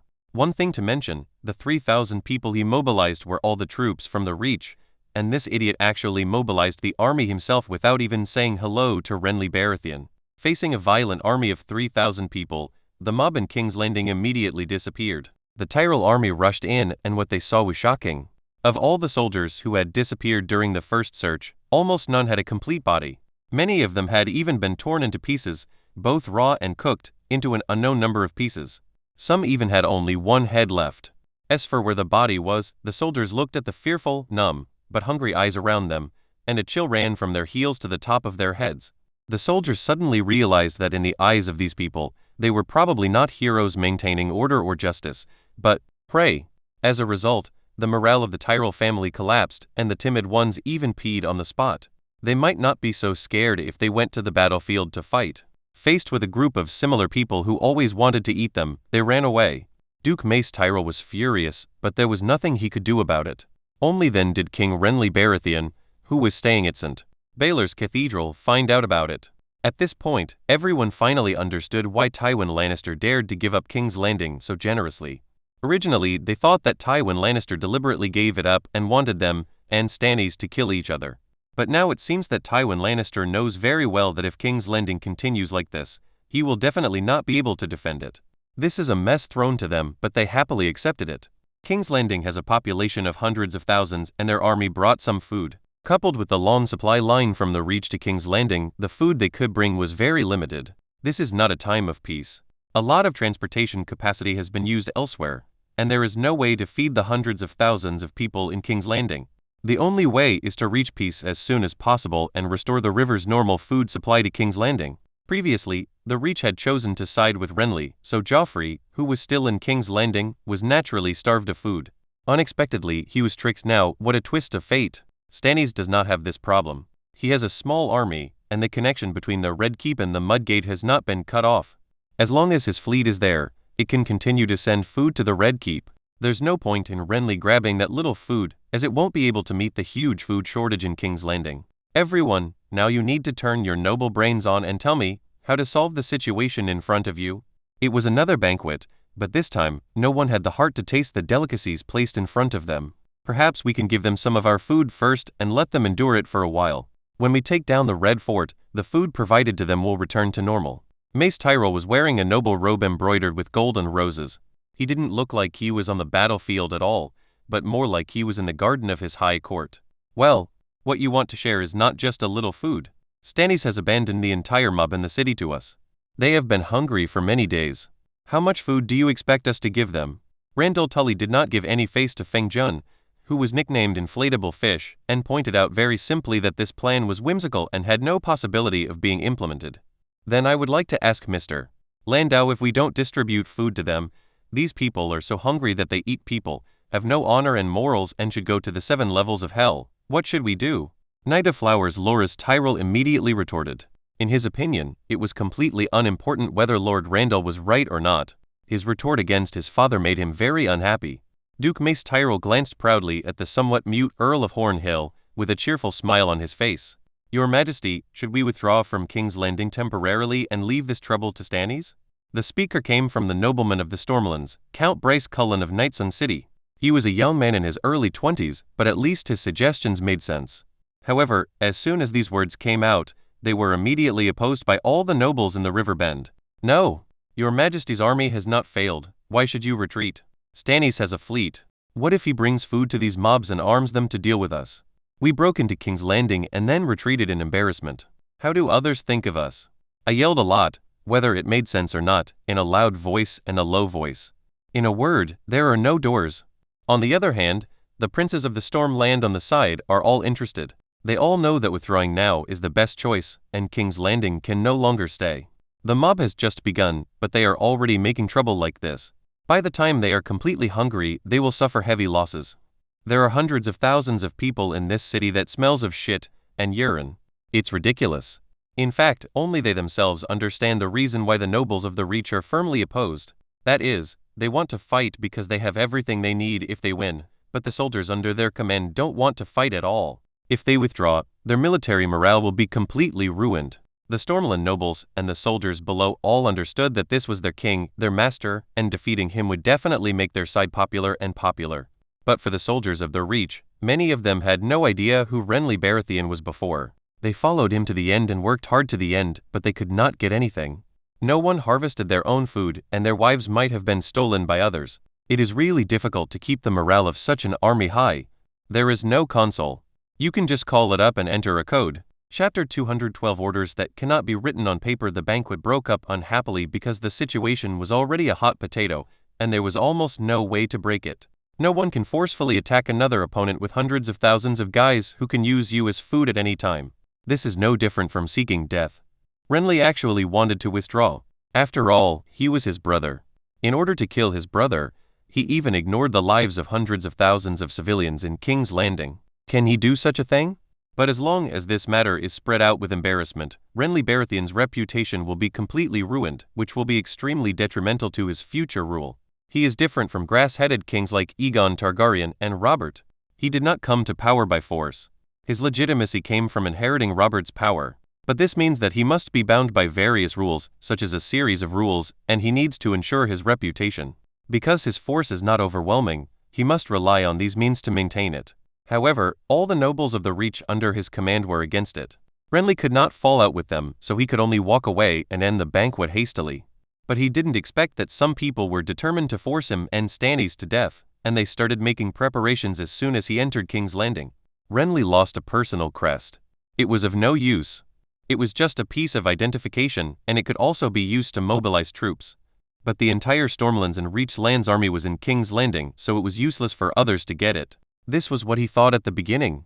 At that time, he was still in the stage of making great progress. After getting drunk at a banquet, he completely forgot about it the next day. Lord Alexander Stemmen, nicknamed the money-worshipping lord, was disliked by Renly because he was particularly greedy for money. He has always been on the edge in the entire army. To be precise, if it is lost, not many people will look for it. If it is dead, it will be taken back and buried directly. Therefore, the Tyrell family used a small trick to get in touch with the Earl of Long Arch Castle and successfully obtained information about him. But now, the Earl of Long Arch Castle was no longer in the army in King's Landing. Halfway through the battle, he excused himself from being unwell and unfit to fight again, and despite the ridicule of others, he forcibly left the army. Renly didn't make things difficult for him. After all, it was the same with or without this person. Anyway, his army could just stay here. If he left, there would be one less person to waste military rations. Lord Alexander Stoneman, after leaving the battlefield, did not go to his hometown of Longkeep to escape the war, but went straight to Storm's End, Renly's hometown. His target is the last small fleet that Renly retains here, which is the private property of the Stormlands. The commander of this fleet is Sowen Tarth, Brienne Tarth's father and current Lord of House Tarth, who refused to serve Stannis. After their only daughter and heir became Renly Baratheon's Rainbow Guard, House Tarth of Duscall took orders from Renly. Now, the Tarth family controls the only remaining small fleet in the Stormlands. Because it is too different from Stannis' royal fleet, it is unlikely to make any achievements in the war, so it has been staying in Shipbreaker Bay as a fleet. When the news of the Tyrell family reached Earl Alexander Steeman, he immediately set out to sea from Storm's End and went to Tarth Island, where he met Earl Sowen Tarth. This is His Majesty's token, Lord Tass, please verify it. Sowen Tarth, who looked confused, took the object that represented Renly's identity. After carefully identifying it for a while, he confirmed that there was nothing wrong with the object. In addition, the other party was also a noble from the Stormlands and he was convinced. 8. Although the man in front of me has a bad reputation, how many lords in Westeros have all positive reviews? Sowen Tass himself was a libertine who changed mistresses every day when he was young. Therefore, he was not very good at judging a person's quality by rigid moral standards. Lord Tass, I am here on behalf of your Majesty this time to give you a confidential mission. Secret mission? Sowen Tarth was confused. What secret mission? Why didn't he notify him with a raven and instead sent someone to look for him? What's going on? But then, the doubts in his heart were cleared by Alexander Shimon's words. Lord Tarth, this time, His Majesty asks you to lead a fleet to Dragonstone, Stannis' lair, and take the elite of your Tarth family to capture Stannis' heir, Selene Baratheon. What? Don't be excited, my lord. All of Stannis' fleets have been attracted to us and have arrived at King's Landing. This is the best opportunity. By the time Selwyn Tar stood on the deck of the sailing warship, he had been thinking about what Alexander Stemmen had just said to him, the words that made him frightened. Stannis only has one daughter. That guy is a bastard. He doesn't even have a bastard. What's this? My lord Tarth, if we kill his daughter, then even if he becomes king, who will inherit his throne? What do you mean? That's right. If Selene Baratheon disappears from this world, then Stannis' successor will be His Majesty Renly. Do you think he will still fight with His Majesty until then? Stannis' character is known to all the Seven Kingdoms, and we can't bet on that.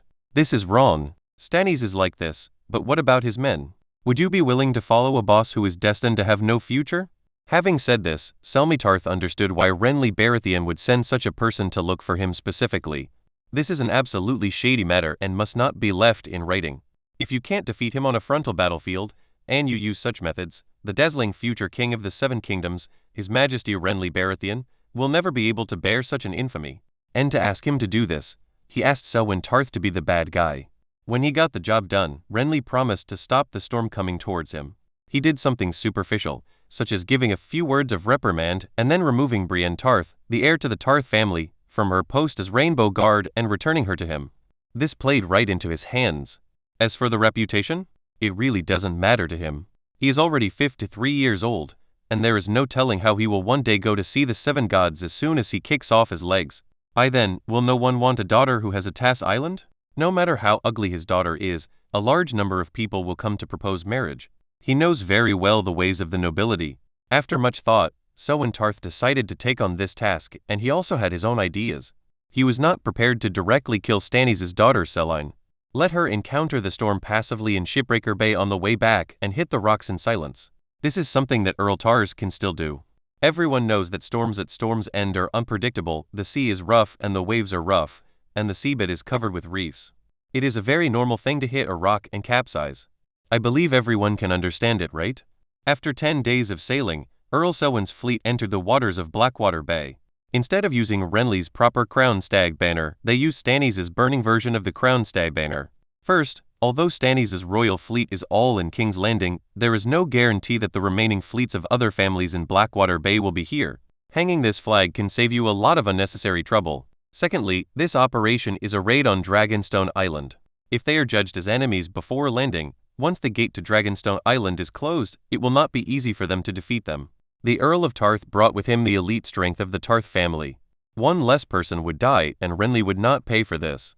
Chapter 213. Alright, let's talk. In fact, it's already over 600 minutes, so it's too late. During this period, I actually had a very clear idea of how the characters interacted with each other. But as I was writing, I suddenly realized something very tricky. My god, this Game of Thrones thing doesn't have a protagonist. What does this mean? In fact, it is very simple. Those who have read the original novel know that the so-called Jon or Daenerys is not the protagonist at all.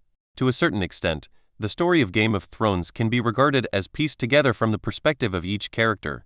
Later we thought that these two were the protagonists because they lived the longest, and since they were a couple, each of them was a king, so it was naturally interesting. But that's not what the original book says. For example, for this plot of more than 100,000 words, I remember a book friend said, "Hey, author, where is the protagonist? He hasn't appeared in 2 or 3 chapters." Really? Think about it, whether the protagonist is in Essos returning to White Harbor, going beyond the wall, or then to the twins, he is not the only living person in this world. That is to say, the protagonist has been busy for a long time. He still has to fight in King's Landing, Robert has to lead his troops south, Littlefinger is also causing trouble in the Vale, and so on. These things happen simultaneously, unlike in general novels where things change only when the protagonist goes to a certain place. Therefore, I have to keep changing the perspective. If I just keep writing about the protagonist, when these things really happen, the readers will be surprised and wonder how these things happened. For example, King's Landing changed homes and Tyrell and Renly became alienated. The protagonist is in the north, so there is no reason for him to know this. It doesn't make sense to explain it without changing the perspective. As for not writing about the protagonist, this is exactly what I think is a bad point in online literature. It can be regarded as the tuition fee I paid for as a newcomer to my new book. So during this period of time, you all have seen me updating in a hurry. There is no way, I really don't know how to write, so please forgive my lack of experience. I'm just daydreaming about a map of Westeros by myself, but it's a different story when I'm writing. Okay, let's stop here for this question. If you are an old reader, you can give me some advice and I will learn from you. Finally, let me explain that there will definitely be witchers in the future.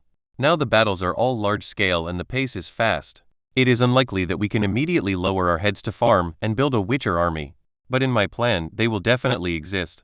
I keep describing the gods to pave the way for this. You can guess what will bring this army onto the stage. If you guessed it right, give me a thumbs up. Chapter 214 The Scourge of Dragonstone. The raid took place at night. There were no lighthouses in this era, and everything on the sea depended on the guards' visual detection. But unfortunately, there was no moonlight on the night that Count Tas chose to attack. More than 10 years ago, the last princess of the Targaryen dynasty, Daenerys Stormborn Targaryen, was born on this island. More than 10 years later, here, another princess of the dynasty was facing a life-and-death crisis, but she was completely unaware of it. Quick! Quick! Get closer! Seize the gate of Dragonstone as soon as possible and never let it close. The south side of Dragonstone is a good deep-water port where large ships dock, and complete dock facilities have been built on the island. The fleet that was originally stationed here is now stationed in King's Landing, fighting for the throne for the owner of this island. Therefore, the dock is empty and no one expected that someone would attack them. The first ship docked steadily, and Lord Tarth's army had already stepped onto the pier. Above their heads, the lights of Dragonstone Castle were extremely conspicuous in the night sky. If no one raises a flag and is not recognized, then this matter will be temporarily attributed to pirates, although it will definitely be exposed in the future. After all, there are so many people involved, and it is impossible to expect to silence everyone. But that is a matter for the future. His Majesty Renly has already sat on the Iron Throne, and this matter has become unimportant. Before Stannis left, he took almost all of the troops on the island, leaving only 100 or so men to defend the Dragonstone fortress. Therefore, the Earl of Tarth's army was not discovered by the guards until they reached the gate. The guard took a look at the large number of heads that suddenly appeared in the dark night and realized what was going on. Just as the two were about to sound the alarm, 2 sharp crossbow arrows pierced through the air from the darkness and shot out. With a puff sound, the steel arrows pierced the throats of the 2 men. The smell of blood filled the air, and the guard fell down holding his neck. This arrow was a fatal wound. The scholars shook their heads when they saw it. They didn't even need to use the milk of poppy and could just prepare to read the eulogy. So, just like that, the final gate of Dragonstone was easily captured by Lord Tarth's army. The army climbed up the long stone steps connecting the keep to the main gate, but this time, luck was not on their side. They were discovered. A shrill roar resounded through the night sky, and the guards of the main castle shouted the word enemy attack at the top of their lungs. Suddenly, the entire Dragonstone castle was in chaos. Everyone woke up from their dreams. The men picked up their weapons and went to the city wall while the women hid in the room, trembling and praying to the 7 gods or the new red god. Now that they had been discovered, Earl Tas's troops were no longer timid and cautious. The leader of the team drew his sword from his waist, pointed it in the direction of Dragonstone Castle, and shouted with an endless bloody smell, "Charge!" Since the city gate had been lost, the battle entered an intense close combat from the very beginning. The dull and strange sound of swords cutting through human bodies was heard continuously, and screams could be heard from the sky to the earth. More than 10 years ago, this place witnessed another desperate battle. The royal fleet betrayed its master and launched an attack here with superior numbers. The soldiers wearing black robes with red dragons spilled blood all over every corner of the fortress. And today, the crown stag representing the Baratheon family also splashed its blood on every lifelike dragon-shaped stone sculpture on Dragonstone. Stones have no emotions, they are just witnesses, witnessing every betrayal, killing, bloodshed, and death in the world. The news that the Meisters of Dragonstone were about to be attacked was immediately sent to Stannis in King's Landing via Raven. It's not that he doesn't know that Stannis is now at the most critical stage, but he also understands the importance of shiring Baratheon to the entire Stannis group. She is the future queen, okay? If anything happened to this young lady, none of them present would survive, because this was the only soft spot in Stannis' heart. After all, apart from that, he didn't care about anything else.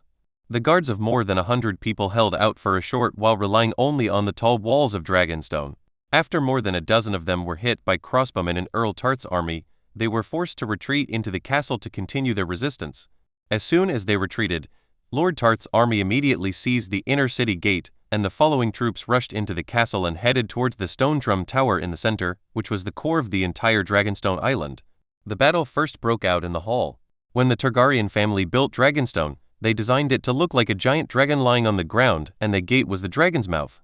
The guards pushed over the long table and took out longbows and crossbows to fight back. In a short while, more than 10 soldiers of Earl Tar's were shot dead in succession, and the blood dyed the floor of the hall red, like the bloody mouth of a dragon. But this kind of resistance was actually impossible to sustain. They had too few people. When the Ironkin soldiers wearing heavy armor rushed in with a rain of arrows, the hall's defense line was lost. The guards who had no time to escape were stabbed to death by the rushing troops of Count Tas, who did not even give them a chance to beg for mercy. The soldiers rushed into the kitchen connected to the hall, where food was still stewing on the stove. Of course they would not miss this opportunity. They took everything they could eat and started to devour it. Some soldiers found several cooks shivering in the lockers. They were of different ages and appearances, but they didn't care. No one would hold them accountable for doing something at this time. Then, the woman's shrill screams echoed in the kitchen, interspersed with intermittent moans, but soon, all the sounds disappeared. I told you to be gentler, but now you're dead so quickly. What are the brothers behind you going to do? Forget it, forget it. Let's search somewhere else. We can always find it. We are not the Stormland army tonight. We are pirates who do all kinds of evil. It's okay.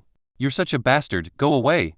The voice faded away, leaving behind only a bloody field and bodies that had long since died. They deserve sympathy, but unfortunately, there was no one here who would pity them. There was originally a temple of the 7 gods on Dragonstone, but as Stannis turned to the Red God, the statues of the 7 gods in the temple were demolished, and statues of Aror took their place. Lord Tarth's army blocked more than 20 of Stannis' defenders in the church. Due to the terrain and building problems, more than 20 of them were killed or injured, and they were unable to rush in. Just when these ordinary soldiers were at a loss, the leading officer came here, took a look at the situation, then looked at the god worshipped in this temple, and a sneer appeared on his bloodstained face. Since Stannis believes in the heresy of the Red God, then we can use fire to make these soldiers sacrifice to this alien god. This will be worthy of their resistance. Come on. The flammable materials found soon filled various places in the church. After sealing the door, the officers snatched the torches from the soldiers and threw them into the ruins of hay and wood. Then, the fire illuminated half of Dragonstone Island, like a beacon in the dark night sky. Thick columns of smoke meandered upwards, carrying with them flying ashes. The garden named after Aegon Targaryen was filled with corpses and flames. In the Sea Dragon Tower, a powerless Maester was stabbed through the heart by an enemy coming from the sea. Before this, he had released all the ravens. He would never allow anyone to pass on any message in the name of Dragonstone. The soldiers came to the huge stone throne where Aegon Targaryen once sat before conquering the 7 kingdoms. They laughed strangely and their dirty boots left footprints on the black throne. It was a complete massacre. Except for Shireen Baratheon, whom Lord Tarth wanted, no one was left alive on the entire Dragonstone Island. Finally, Selwyn Tarth entered the room where Shireen Baratheon was. This is a typical female boudoir with 3 people in the room.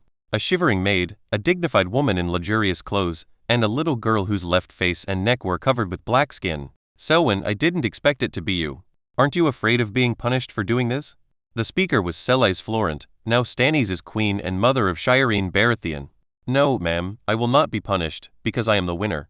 The so-called punishment is just a desperate curse from the loser on the occasional mistakes of the winner. Selwyn shrugged and came over to the mother and daughter. As for the maid, she had been dragged out long ago and he didn't care about her fate. Renly sent you. I never thought he would be such a person. Selais Florent sighed. From the moment she saw Selwyn, she knew she would not survive. Lord Selwyn Tars remained silent. In fact, deep down, he didn't want to see this scene. But he was Renly's bannerman, and there were some things he had to do. Please, Mrs. Sellies and Miss Selline, you need to leave here. After saying this, Earl Tas left without looking back. He walked out the door, and the blood of the Death Maiden was all over the floor, soaking the soles of his shoes. The bloody footprints stretched forward with no end in sight. Chapter 215 Controversy at Riviera and Clay in the north had no idea what was happening in King's Landing and Dragonstone, and even if he did, he wouldn't have cared much. Autumn is slowly leaving, the temperature is getting colder, and there is not much time left for the entire Westeros. He set out from the west gate of the Twins and headed south, following the Green Fork. Although Hegian is located in a place where wars are fought on all sides, no one dares to attack the civilians here because of the previous victories in the war. But this time, the defeat resulted in the annihilation of Robb Stark's army, which was originally in the east and was responsible for guarding the eastern land of the Riverlands. This resulted in the area east of Riverrun being under the enemy's attack. Clay had no intention of attempting reconnaissance alone, and he now had to get to Riverrun as quickly as possible. Riverrun received the news that Clay was coming in advance, so they sent people across the Red Fork River to pick up Clay and go to Riverrun in advance. From the perspective of Riverrun, if Clay Manderly, the last hope of the North, were to encounter an accident on the road, the Riverlands, as the North's staunch ally, would be in big trouble. In fact, this was completely unnecessary worry, because Clay brought a full 100 elite cavalrymen, who could not be used to directly attack the people of the valley, but should have no problem protecting themselves. The group rode at full speed and reached Riverrun as quickly as possible. When he arrived outside the city, Clay saw a row of military tents. Riverrun alone could not accommodate 20,000 people, so they could only be arranged outside the city. The flags of various cities were flying, and the flags of Crowtree City, Riverrun City, Seafront City, etc., were planted in every tent in the military camp. It looks very imposing, and like a large army, but how strong the army really is can only be known when it is taken to the battlefield. As they entered Riverrun, many people subconsciously stopped when they saw the flag of House Manderly. Of course, they recognized this flag. Not long ago, the owner of this flag had defeated their enemies at the foot of Riverrun and rescued them. Arriving at the Tully family's main keep in Riverrun, Clay was led into the hall by the Tully family's guards. Not long ago, after being bedridden for a long time, Hoster Tully finally couldn't resist the erosion of time and went to meet the 7 gods he believed in. From then on, Edmure Tully officially became the master of the Riverlands. But just after he officially took over power, he was suddenly faced with the collapse of his ally and the king's army, and was surrounded by his opponents in a castle that could fall at any time and was unable to move. This situation made Edmure Tully completely at a loss. With little battlefield experience, he kept coming up with new ideas, which made the other nobles gathered in Riverrun frown. They watched for a long time and took decisive action after confirming that their army would be led into a ditch by this gentleman.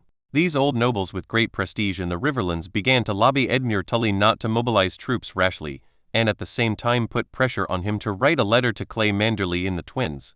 After the cavalry of the Vale of Arryn began to attack the 3 cities east of Riverrun, the reinforcements sent by Edmure were easily cut off from the rear by the cavalry of the Vale, and then divided and surrounded, without even a wave of resistance.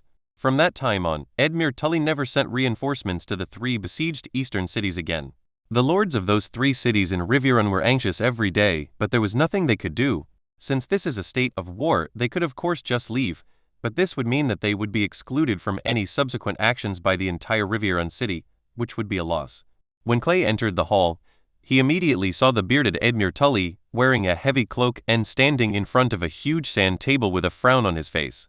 "Ha, Clay Manderly, you're finally here. How did it become like this? This is really difficult to deal with." When they met, Edmure Tully said this to Clay, who frowned slightly. "Lord Duke Edmure, let's not talk about this for now. I don't know the situation on the battlefield. When I arrived at the Twins, His Majesty's army had already run into trouble. So, I don't know more than you," Clay said calmly, took off his heavy cloak and walked briskly to the sand table. Edmure Tully smiled awkwardly. He couldn't stand up in front of Clay Manderly. He was a prisoner and it was he who rescued him. If it weren't for the command of Clay Manderly in the subsequent siege of Riverrun and the encirclement and suppression of the defeated Lannister army, I don't know where I would be now. Lord Clay, the current situation is this.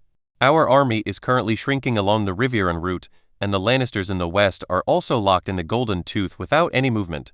Clay nodded.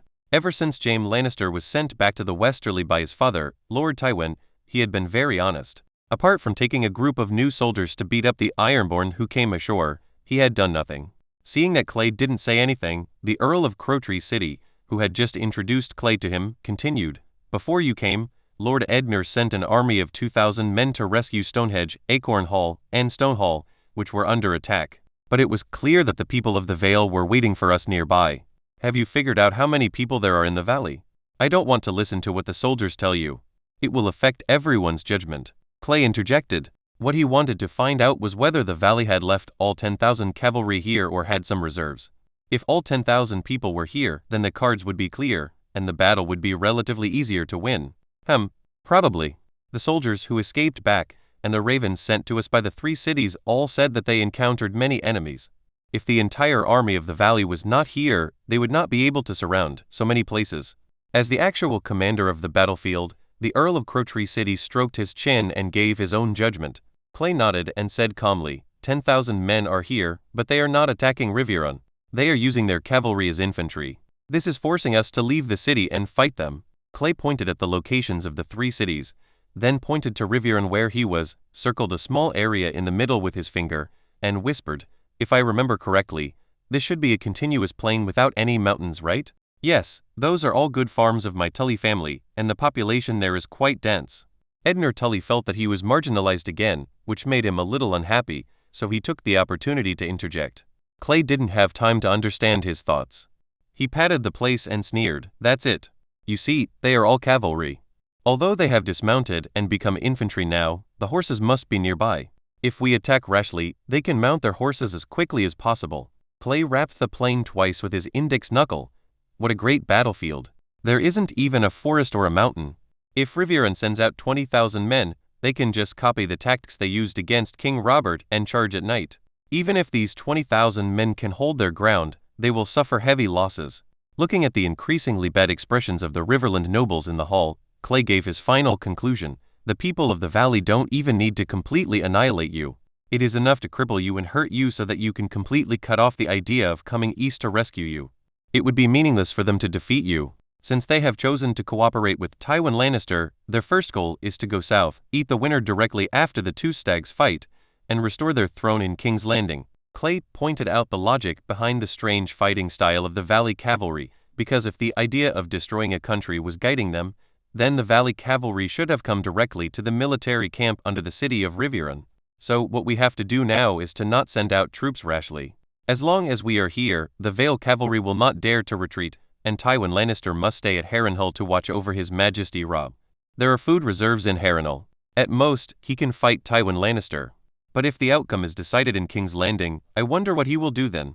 Chapter 216 No successor. The news of Robb Stark's defeat in the First World War, no matter how reluctant it was, came to Winterfell, the capital of the North. The first time she saw the news, Lady Catelyn Tully almost fainted. Fortunately, Maester Luwin held her up and prevented her from falling to the ground immediately. Catelyn had such a big reaction. On the one hand, she was worried about her son, but on the other hand, or more seriously, she understood how much harm the defeat in this battle had caused to the North. This is not a river bend with fertile land and sufficient sunshine. In terms of per capita food output, the northern border may not even be as good as Dorne. Therefore, the population problem has always been a bottleneck that has plagued the development of the Northern Territory. Even if there are millions of people scattered over such a large area of land, there will be no brilliant civilization at all. As for this battle, in Catelyn Tully's view, if Clay Manderly did not lie in his letter, then the Northern Territory was almost seriously damaged, and there would be no way to organize another battle of the same scale in a short time. Army. What Clay Mandler said in the letter was not serious, but the actual situation was clear to Catelyn, and she believed that Clay would not lie to her about this kind of thing. When he thought that his eldest son, the heir to his late husband Eddard Stark, and now the King of the North, was surrounded by 20,000 Lannister troops at Harrenhal, his life could be in danger at any time. Catelyn Tully felt dizzy and regretted why she had not persuaded Robert not to fight this battle. But there is no regret medicine in the world, and it is too late to say anything now. Madam, I'm afraid we can only do what Master Clay said. After all, he doesn't have any soldiers now. Only by giving him all the power can His Majesty Robert have a chance of coming back alive.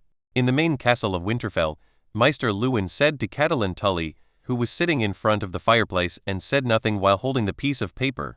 He could tell that the current Mrs. Catelyn had no idea. She suddenly heard the bad news. Even if she was once a duchess and now the Queen Mother of the North, it would be the same. After all, in the final analysis, she is just a woman.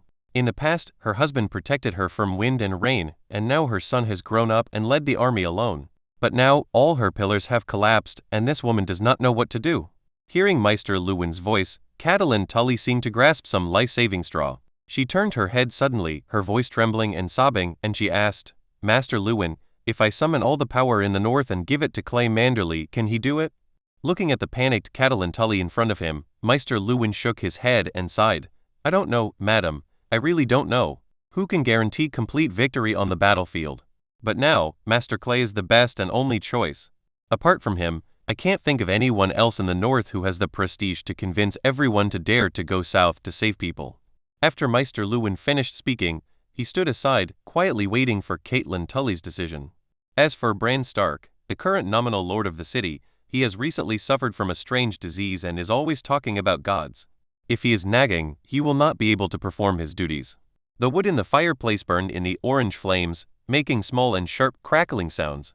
After a long time, Catelyn Tully finally made up her mind. She stood up, looked into Maester Luwin's eyes, and whispered, "Master Luwin, do as he says. Immediately send a letter to all the nobles in the north, telling them to come to Winterfell. This time, our survival in the north is at stake." Maester Luwin nodded, and responded in a low voice, "I believe that the adults who are still alive in the north will understand what madam means and will not let you down, madam." While they were talking, no one noticed that a dark crow was sitting there quietly on the windowsill, its dim eye staring at everything happening indoors. It just watches without emotion or evaluation. Its only duty is to record everything with its eyes. When Maester Luwin left the room, it also fluttered its wings and left the main castle, turned around and flew towards Winterfell. This was the largest weirwood tree in the north. It stayed on the treetop, its yellow eyelids slightly narrowed. A force invisible to others connected it to the entire heart tree through its feet standing on the branches. After a long time, a faint murmur sounded in the sky above Winterfell, as if it was not in this time and space. Interesting, it seems that the arrangements of the ability god agent in the south are not going well. Do I need to help him again? He seemed to be talking to himself, for no creature would answer his question. Forget it, let's deal with this little guy in front of you first. As for you, the agent of the power god, don't die in the south. In this case, our roar's power will be uncontrollable. The sound dissipated, as if it had never existed in this world. The bad thing about this world is that things always happen together. When the raven released by the Maester from Dragonstone before his death arrived in King's Landing, Stannis was furious. This piece of iron stone that has not changed for thousands of years has broken through, and the face, that used to seem to be completely frozen, is now filled with monstrous anger. News came from the Bachelors of Dragonstone that pirates had attacked Dragonstone. This can't be blamed on the Bachelor who persisted to the end, because he really thought so. The Tass family did not wear their own family clothes, and the guards below spread rumors. When they arrived at the Bachelor's place, the news they got before they were released was that they were pirates. But as the former commander-in-chief of the kingdom's navy, and the commander of the King's Landing Royal Guard fleet, Stannis Baratheon knew very well that the pirates on the Narrow Sea would not have the guts to attack Dragonstone. Besides, the pirates launched the attack to seek wealth. Dragonstone produced nothing but struvite that could improve the fertility of the land. It was not worth it for the pirates to spend their lives chewing on the city wall. Therefore, the first time he saw the letter, Stannis confirmed that this incident was definitely not done by pirates, but a premeditated and arranged attack among nobles. Under the current situation, who else has the ability to do this? Stannis knows that the Manderly family in White Harbor has a fleet, but the Manderly family has never been at odds with him. The North is currently half an ally with him, and they have no reason to deal with him. After excluding Manderly, in the entire eastern part of the Narrow Sea, only the Tarth family controls a small fleet that Stannis has never looked at. After figuring this out, the answer is already clear as to who is the mastermind behind this incident. And this is why Stannis is extremely angry. The war between Renly and him was ultimately an internal fight between the Baratheon family. Stannis had thought countless times whether he would kill Renly if he knelt down and surrendered to him. Every time, he would gnash his teeth and curse the traitor countless times, but Stannis knew in his heart that he would not do anything to Renly. After all, he was his biological brother. With his eldest brother Robert gone, he has to take on this responsibility and discipline his younger brother, even if the methods are a little rough. But today Renly actually attacked his family. That woman Selise Florent and Stannis were not sad at all, but Selene. She was also Renly's biological niece. How could she do this? Stannis didn't understand why Renly did this. Was he trying to force him to surrender? Doesn't he understand his own character? The more this happens, the less likely he is to give up and will fight to the end. However, the Onion Knight, who knew this, suddenly said this quietly after thinking about it carefully. "Your Majesty, if something happens to the princess, who will be your heir?" In a word, Stannis was like falling into an ice cellar. Chapter 217 Prisoner Trade. I have nothing to say in this chapter about women.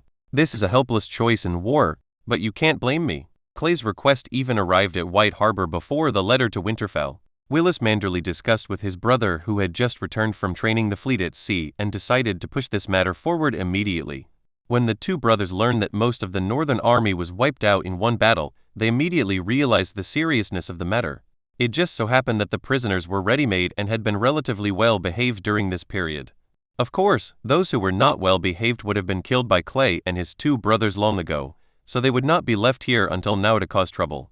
When Clay's letter arrived, Willis originally wanted to slowly handle the matter. After all, White Harbor had taken 30,000 prisoners on its own, and it would be a bit embarrassing to bring this matter to the table. But the situation is critical now, so we can't care about this or that. The first priority is to pull out an army and send it to the Twins as soon as possible. Then, a strange sight appeared in White Harbor. The guards of the Manderly family posted notices in the streets and alleys of the city, stating that any bachelor in the city who came to the Lord's mansion would be sent a woman home. Of course, this comes at a price. Women can take the baby home, but they must preserve the seeds as soon as possible. What was the purpose of saving the seed? Of course, it was to let these people immediately take up arms and prepare to go south to help Lord Clay Manderly, who had given them women. The Willis brothers figured it out. If they didn't keep this kind of person, and he went south to fight and didn't come back, wouldn't this woman's hair turn gray? Although the hit rate is a bit mysterious, as long as the scale is large enough, the result should still be considerable. What? You said the woman you brought back didn't cooperate with you? Forget it, just return it as soon as possible and distribute it to those in need. If you can't even do that, then don't go south and embarrass Lord Clay. At the beginning, the civilians of White Harbor were all confused and had no idea what this family was going to do. In fact, what they are thinking deep down is there such a good thing? Impossible, impossible, absolutely impossible. Because in the North, the most valuable thing is people. Although women cannot do as much physical work as men, they can still do a lot of work. The conditions in the North are harsh, and most people are not wealthy, so there is no way to develop a delicate female culture like that of the Riverbend. Therefore, for the majority of bachelors in White Harbor who cannot find a wife, getting a woman can not only solve some problems, but also save them from spending money in the tavern and allow them to be friends with others. They can also directly form a family and increase the overall income level. This is a good thing, at least in the memory of their generation. No noble in the entire Westeros continent has ever done so. After things had been fermenting for a long time, an impatient guy finally plucked up the courage to walk towards the gate of the new castle. After asking, I found out that this was actually true. As for the conditions, these bachelors without wives felt that they were very reasonable. The Lord gave them the conditions for free, but they did not dare to accept them. Sending a wife to fight for the Lord was very conscientious, wasn't it? Later, more accurate information came out. These women were captured by Lord Clay Manderly after he defeated the wildling army outside the Great Wall. Now, some people are hesitant again because the impression of the wildlings in the entire North was really bad. However, humans always overestimate their ability to control their desires, and there are always those who are brave enough to give it a try. I took him home, and I didn't know what happened to him, but the next day, he looked refreshed, loosened his belt, hummed an ugly tune, and walked out of the house expressing his opinion to the crowd of onlookers. Not as bad as I imagined, just a bit wild. This woman seemed to be particularly afraid of the people from the North. As long as he showed some strength and threatened to send her back, the woman's hands that were grabbing her pants would immediately go limp. In a nutshell, as long as the husband's authority is established well, everything will be easy. In fact, it was not because he was so powerful, but because the Willis brothers had set up such a rule for these women who had long been afraid of Clay. If anyone was too tough and was sent back, or if anyone used violence against men, no matter who they were, they would be pushed out and chopped. There was a lot of intimidation in these words, but there was no other way. The family was in urgent need of troops now, and what had originally been done bit by bit could only be done at once. Don't mention that they are also human beings and have equal rights. This is a war, a life and death struggle. You should talk about the rules with your opponent. Eddard Stark is a lesson for us. Once the first person enjoyed it, more and more people followed him. The Manderly family said that it's first come first served, so you can go and pick it. If you like the good-looking ones and have the ability to take them away, they are yours. This became the last straw that broke the camel's back. As a result, in just 1 week, about 6,000 savage women were taken away. Oh, now it is not appropriate to call them savages.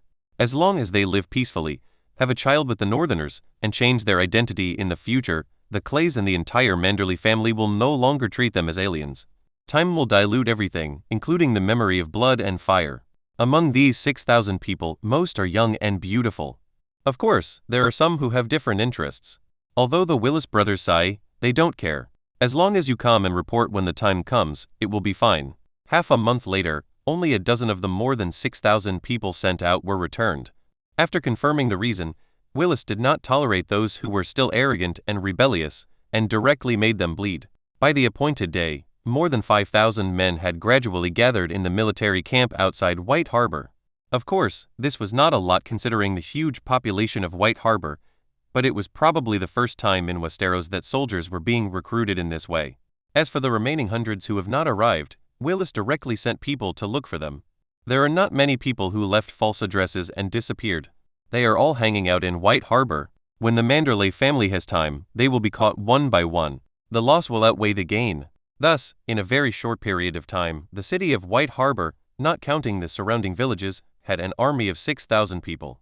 Of course, this method can only be used in White Harbor. In other places, no matter how many you send, it will be useless because there are simply not that many people. As for the equipment issue, Willis said that any problem that could be solved with money was not a problem. These people were just new recruits, and they would be given a stick for basic training first.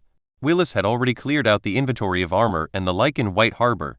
It is definitely not the heavy armor of elite soldiers, but the chain mail that is particularly common in the north. This thing costs much less than full-body armor. Ever since Clay left Westeros for Essos and made arrangements before leaving, the Manderly family has been preparing for it. Now it is finally put to use. Willis had already packed the armor and steel weapons onto the ship and shipped them to the twins. He was only conducting preliminary training here. As for more complete training, the decision would have to be made by Clay, the frontline commander. Wendell was worried that the entire White Harbor would face tremendous security pressure as a result, because it was impossible to expect a group of people who grew up outside the wall and had never lived in an aristocratic society to integrate all at once. Willis agreed with his brother's opinion. He also knew that these people would definitely have a series of problems after the war. For example, they were not married in normal weddings and their identities were also problematic. In other words, in the north, they were inherently disadvantaged and incomplete. Worse still, they may be abused and live in agony. But there's no way around it. This is the price. From the day they chose to follow Mance Rayder, they were on a path of no return. Clay is not a saint. He has no choice and cannot sympathize with these people. There have been too many tragedies in the world affected by the war. The only thing he could do was to end the war as soon as possible. After all, the longer the war dragged on, the more people would die. In this chaotic world, instead of sympathizing with others, you should take care of yourself first. Don't wait until the knife falls on your neck before you regret it. There is no way to do multi-perspective narrative at the same time. After all, this is not an NPC who will just stand there and not move. But it will be soon, and when something big happens later, it will basically return to the protagonist's perspective. Don't worry, gentlemen, let me write slowly. Chapter 218 The more troops, the better. The offensive of the people of the valley was futile after they captured the 3 cities of Hegion and lost several hundred precious cavalrymen who were converted into infantry. Finally, they were restrained. After all, Lord Petter is just a man who is good at dealing with golden dragons and conspiracies. Things on the battlefield are really beyond his ability. Faced with the accusations of the powerful families in the Vale headed by Yohn Royce, Littlefinger had no choice but to reluctantly agree to stop the attack, which also meant that his fishing plan for Riverrun had completely failed. Edmure Tully refused to be fooled and remained hiding in Riverrun like a turtle. The 3 eastern cities probably knew that they would not get any reinforcements, so they mustered the courage to fight to the death. The people of the Vale were good at field battles, but not good at sieges, so they suffered losses. Further south, the old Lyon Tywin Lannisters surrounded the remaining 3,000 troops of Robb Stark in Harrenhal and attacked Harrenhal with all his might, determined to capture it as soon as possible. For him, the great alliance of the North and the Riverlands was always a problem. You ask what ambitions the Northerners have to compete with him for the Iron Throne, but Tywin Lannister doesn't have this worry. The Northerners have always had one request, which is that I want independence, and you Southerners should stop interfering. As for the Riverlands, because of their marriage relationship with the North, they clearly stand on their side. But the problem lies here. Hegion is located right on the main road leading east from the western border. Moreover, these tens of thousands of people are not on the same page with him. What if one day they are fooled and attacked from behind? To be honest, Tywin Lannister actually doesn't want to do anything to Robb Stark and the entire North. To him, as long as you obey, kneel down and recognize Joffrey as king, you can go back to the North and do whatever you want, as long as you don't bother me. Of course, if you have a change of heart and come to help me fight Stannis and Renly, oh yes, and Daenerys Targaryen, the daughter of the Mad King in the south who has declared herself the Queen of the Seven Kingdoms, then Tywin would be very welcome too. He didn't know what other plans Lord Petter had. The conditions Lord Petter had given for the Vale to participate in the war were that Tywin would make him the foster parent of Robert Arryn and the regent of the Vale, and at the same time, he would get Harrenhal as his fiefdom and become the Duke of Harrenhal. In Tywin's opinion, this condition was actually a reasonable request, because the people of the Vale fought this war on the one hand, because of the assassination of Lysa Tully, and on the other hand, to take the opportunity to take sides in the entire chaos. Now it seems that the effect is very good. The little wolf Robb Stark was caught off guard, and the battle-hardened northern army was completely collapsed by a surprise attack by the cavalry of the Vale people. Therefore, Tywin is now eager to capture Harrenhal. After taking it, he will first capture Robb Stark, and then he can ask for a sky-high price from the Northerners. He and his army can quickly free up their hands to reorganize the army, and maybe even ask James to bring out his army to merge with his. Then they will have to wait quietly for the Baratheon brothers in the south to decide the outcome. In fact, Tywin has always been concerned about the situation in King's Landing. After all, he was the one who directed the extreme home-changing tactic himself, and therefore also accompanied his son Tyrion Lannister, whom he didn't care about at all. Tywin knew that Renly would not kill him. They were both qualified politicians and knew that a living noble was much more useful than a dead one. He was anxious, and the Lannisters' offensive was fierce, but the walls of Harrenhal were too high and thick, and the Lannisters had no siege equipment, and it would take a long time to build one. The soldiers used ladders, rolled logs, and boulders, and faced a continuous rain of arrows as they launched wave after wave of attacks on the outer walls of Harrenhal. But after so much time had passed, the Lannisters had never once climbed to the top of Harrenhal. Tywin Lannister was helpless in this situation. He couldn't break in. It was useless even if he picked up his weapons and attacked the city. He couldn't take it down. He was at a loss here, while others were happily accepting their latest reinforcements. Sunspear, Dorne, your majesty, this time, we have received another 2,000 unsullied. They have already landed and are now resting in the military camp outside Sunspear City. In the large square in the center of the Water Gardens, Prince Doran Martell smiled and said to Daenerys Targaryen, who was communicating with the Green Dragon Regal. Daenerys turned and placed a hand on the Green Dragon's neck, nodding to the Prince of Dorne. Very good. In this case, we now have 24,000 men. As soon as Clay's message arrives, we will march north from Prince's Pass. When Daenerys said this, her tone was very calm, not at all like she would get excited when this matter was mentioned before. The 4 giant dragons and the Unsullied Legion gave her strong confidence. At the call of the Martell family, noble lords of all sizes from across Dorne gathered in Sunspear. And when Garethos circled and roared above their heads with 3 little dragons, they all swore allegiance to Daenerys Targaryen. Then, Dorne, one of the 7 kingdoms, officially became the logistics base for the Targaryen restoration of the kingdom. Of course, this news could not be concealed. After all, even if the 7 countries were in chaos, it could not block the normal communication between the people. Moreover, everyone had their eyes on each other's territories. So, the news of the return of the dragons and Dorne's change of flag spread throughout the 7 kingdoms in a short time, and everyone was nervous for a while. After all, when Aegon conquered the country, there were only 3 dragons at least. Now you have 4 at once, which is too stressful. The Reach and Stormlands, which border Dorne, are now busy fighting Stannies and all their elite troops are stationed in King's Landing. However, after hearing the news, they had no intention of withdrawing their troops. Everyone knows what a dragon can do. Do you really think it will be helpful if you just call back your own troops? No matter how many people there are, it is just a matter of a few breaths of dragon flame. The Targaryen dynasty has had dragons for 200 years, and has used the facts of blood and fire to tell everyone that all beings are equal in front of dragons. So after everyone was nervous for a while, they started to move forward. Eat and drink as you please. If a giant dragon really flies over your head one day, what can you do? Just kneel down on the ground with your whole family. No one will think that you are spineless. Of course, this is the idea of the middle and lower class nobles. The great nobles, especially those who have the ability to touch the crowns of the 7 kingdoms, still want to struggle. However, now everyone's enemies are still alive and well, and the conflicts between them are irreconcilable.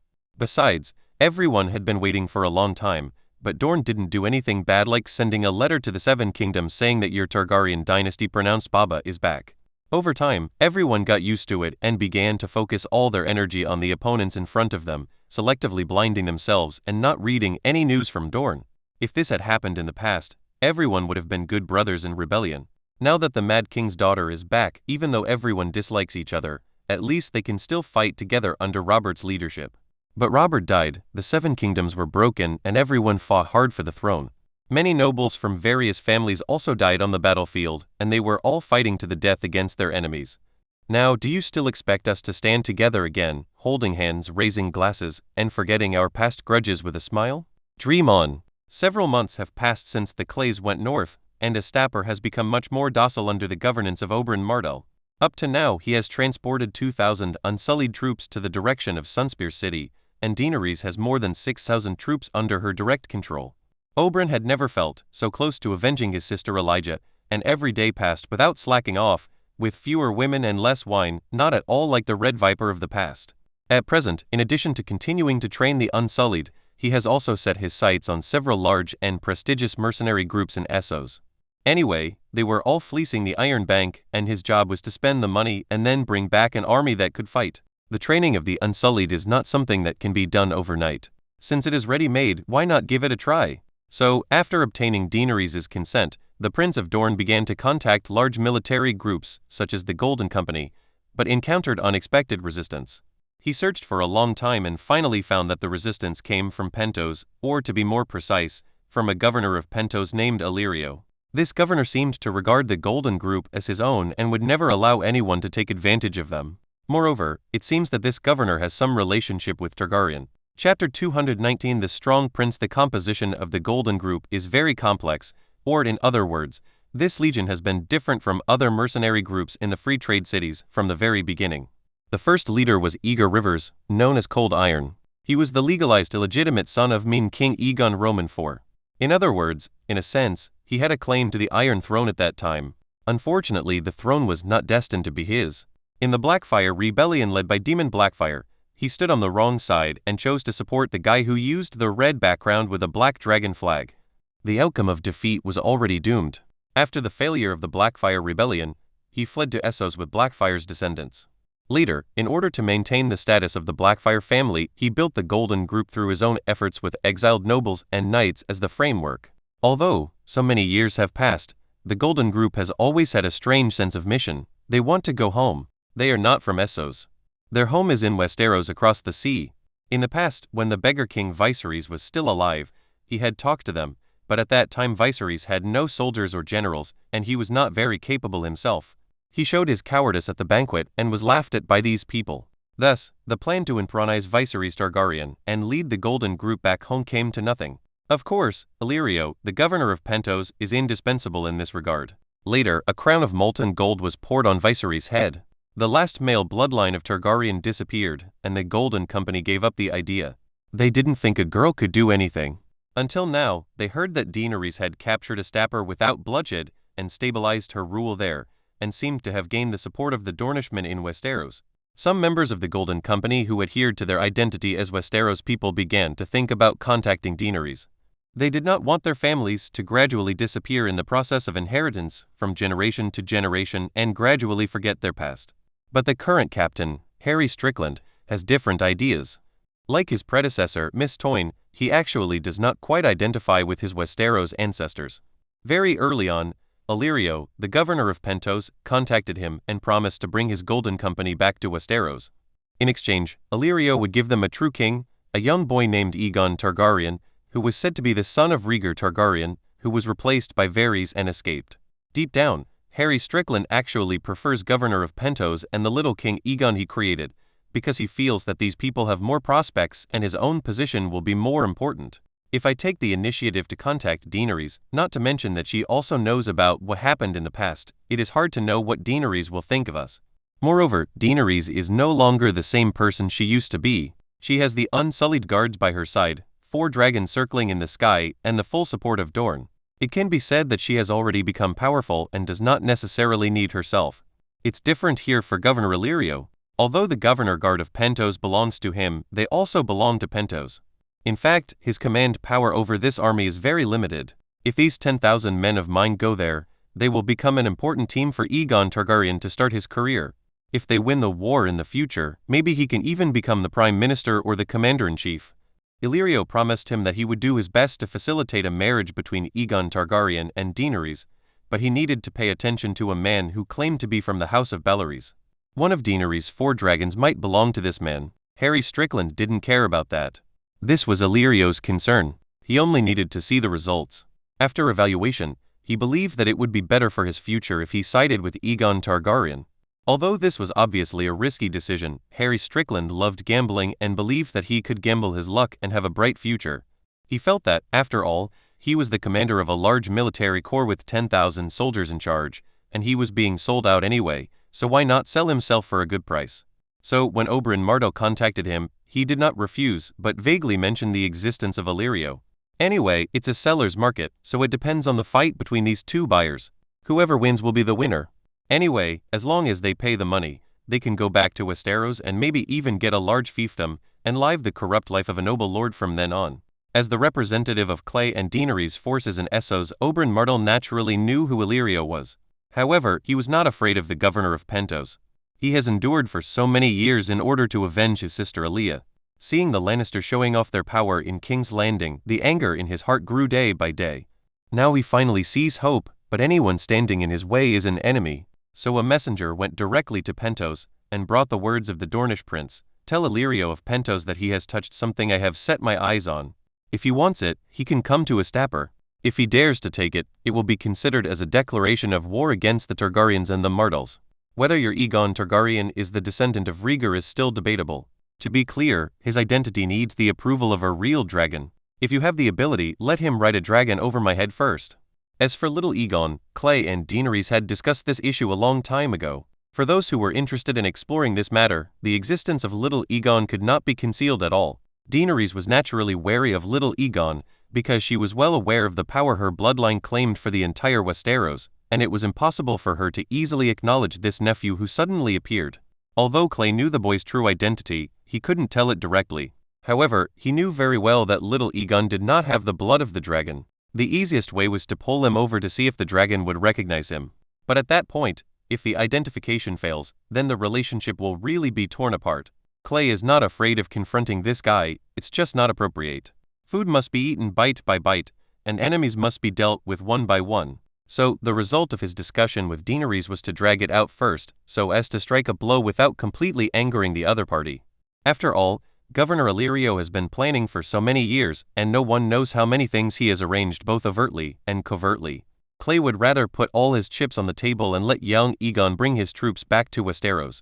In this way, Clay could then chop these people up and solve the problem in one go. Governor Illyrio, who was far away in Pentos, received Oberyn's threat, hesitated for a long time, and did not launch any counterattack. Because Varys is now trapped in King's Landing and unable to take care of himself, with the city raging, he hides in the tunnels of the Red Keep ready to escape at any time. He was very clear about young Aegon's identity. He had to get Daenerys' support in this matter, even if he had to find a way to make Daenerys die accidentally in the future. But at this stage he could only coax her. The reason is simple. Because of the existence of dragons, Daenerys' identity as a descendant of the dragon family is as hard as steel. There are a lot of people with silver hair and purple eyes of Valyrian appearance in Essos, but little Aegon's appearance does not prove anything. Moreover, Illyrio still has no idea what the Dragon King, whom he had seen before, is doing beside Daenerys, so his attitude is crucial. The Dragon King had told him at the beginning that he did not care about the problems in Westeros, but Illyrio was not sure whether it was still the case now. The Dragon King can be killed, but only if you know where he is, right? He and Varys mobilized all their spies, but found no trace of the Dragon King in Sunspear, as if he had never existed. But the giant blue gold dragon in the sky above Yonji City, which was obviously much larger than the other three, clearly indicated the existence of the Dragon King. The Dragon King is in the dark, and so are they. It is not time for them to step forward. So, at this critical juncture, Illyrio can only test things little by little and dare not act rashly. Illyrio hesitated for a long time in response to Oberyn's threat and could only choose to delay, not daring to say a single harsh word. He didn't want to give up.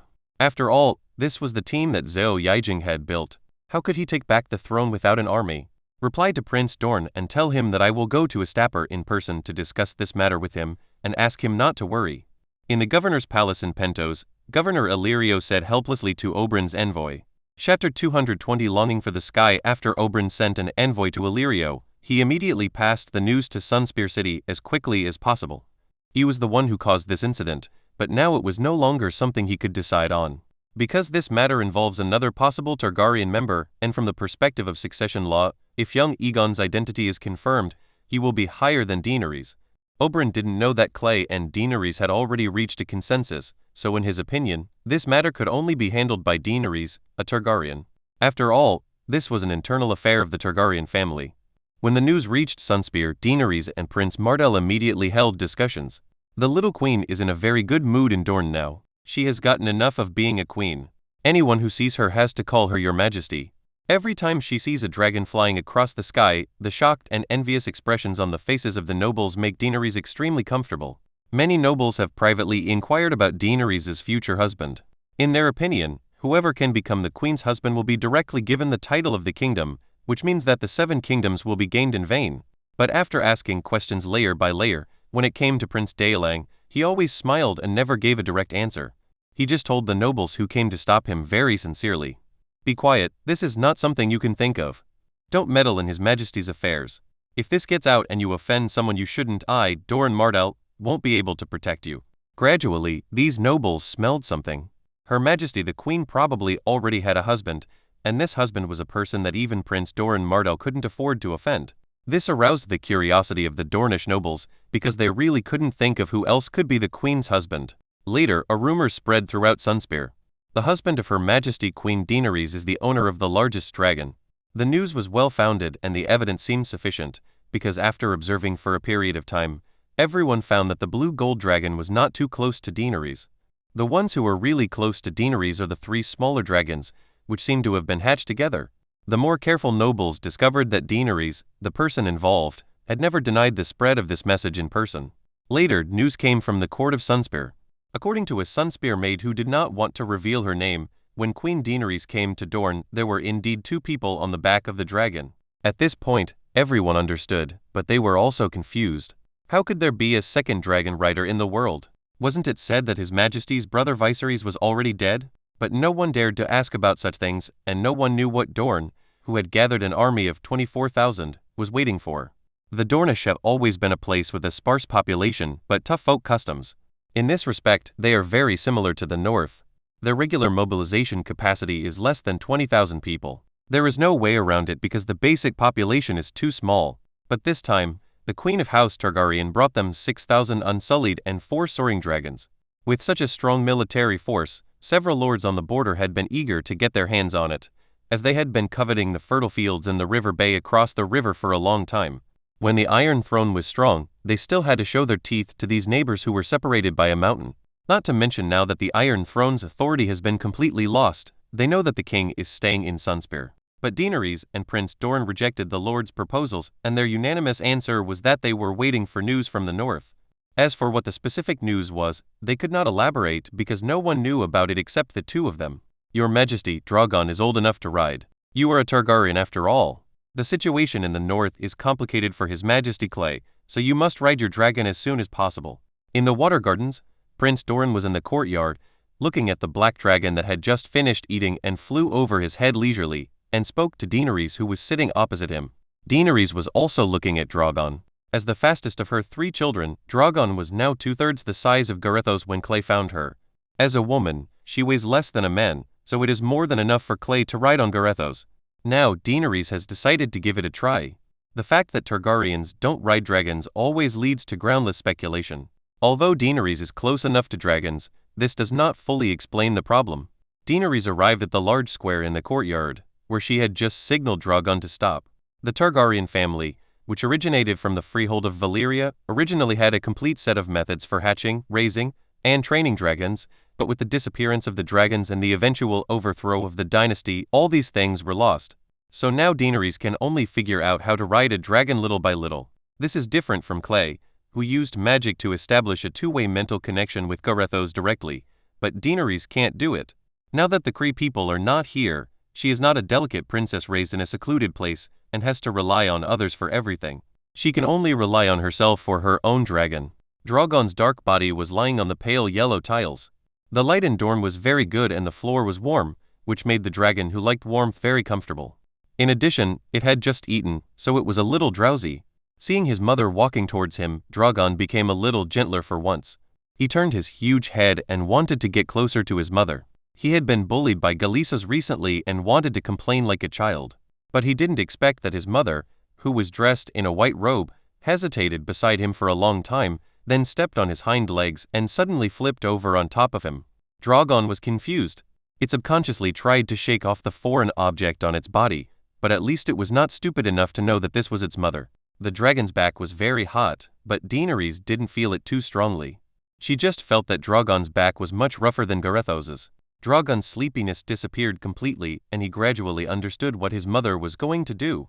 After all, he had seen Clay riding Garethos all over the sky every day, and he already knew what was going on. But how to say it? It didn't expect this day to come so soon. The slender neck bent over, and the red dragon eyes glanced at Daenerys, who was constantly adjusting her sitting position on his back. It was Clay who took Daenerys to ride the dragon in the sky. There were many things that Daenerys could not feel. Now she was going to try to ride a dragon by herself. Daenerys was a little flustered sitting on the dragon's back. After finally adjusting the position, Daenerys was stunned for a long time because she didn't know how to order Drogon to take off. Her eyebrows twisted back and forth on her smooth forehead, and she felt a little resentful towards Clay. "Let's go? Let's fly," Daenerys stammered in High Valyrian. "This thing isn't a car, just step on the accelerator."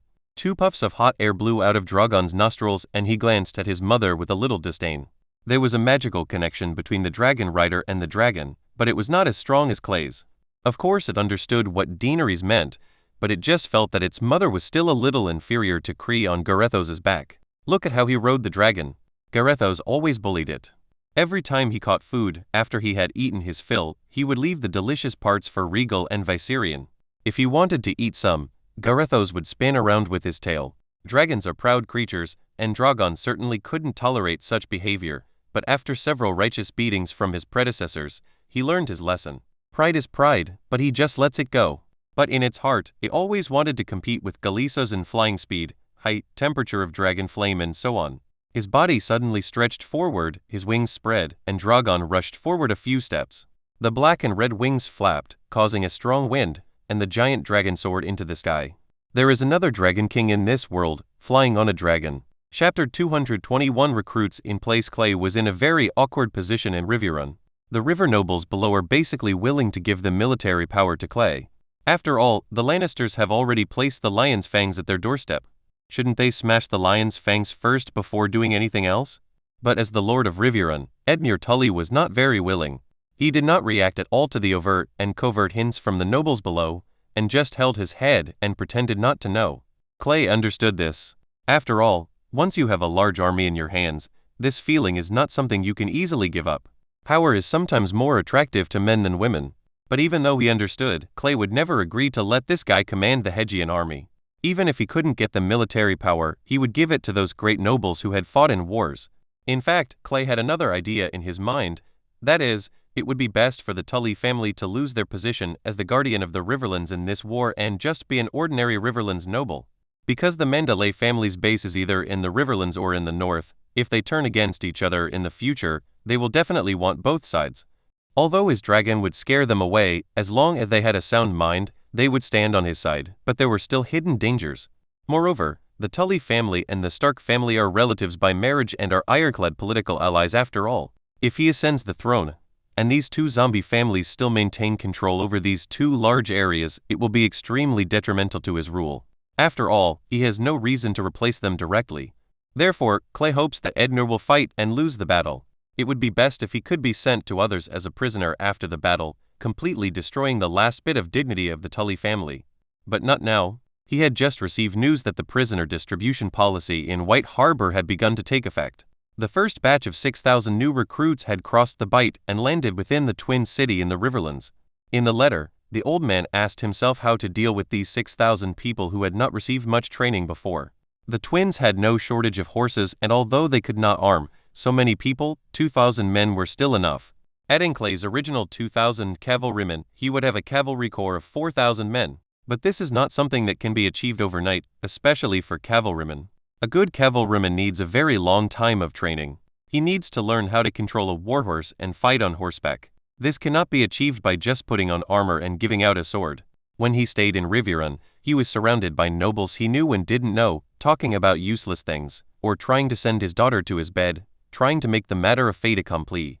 Edmure Tully was reluctant to give in and even avoided Clay recently. He was really afraid that Clay would ask about this matter. After a while, Clay got annoyed. This kind of procrastinating character is a taboo on the battlefield. When the actual battle begins, the information the commander can obtain is actually very limited. This is not like playing a game with a full map view, where you can see the enemy's every move and the deployment of troops. In fact, on a real battlefield, you can only see a few people, and all the information you hear is told to you by others.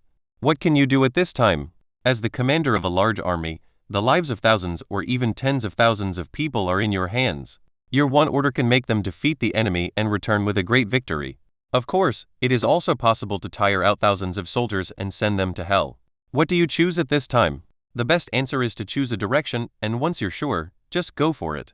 Because as long as you don't move, it means you remain in your previous state, and your enemy's deployment must be aimed at your current situation. If you hesitate any longer, you will play into the opponent's hands. Therefore, Edmure Tully, with his cautious and fearless personality, is really not suitable for leading troops. So, after discussing with the Earl of Raventree and other great nobles, Clay came to the cavalry camp outside Riverrun, left behind the 1,500 cavalry rebuilt by the Tully family, led the 2,000 cavalry of the noble coalition forces, and marched eastward quickly to scout the 3 eastern cities. We are all cavalry. As long as we are careful enough and don't get ambushed by the enemy, the people in the valley can't do anything to us. If you come, I will run. If you leave, I will continue to move forward. The people of the valley, who had been hiding under the 3 eastern cities, suddenly became alert after receiving news from the scouts that Riverrun had sent out troops. The valley cavalry from the nearby Stonehenge and Oak Hall sent out 2,000 men to continue the siege.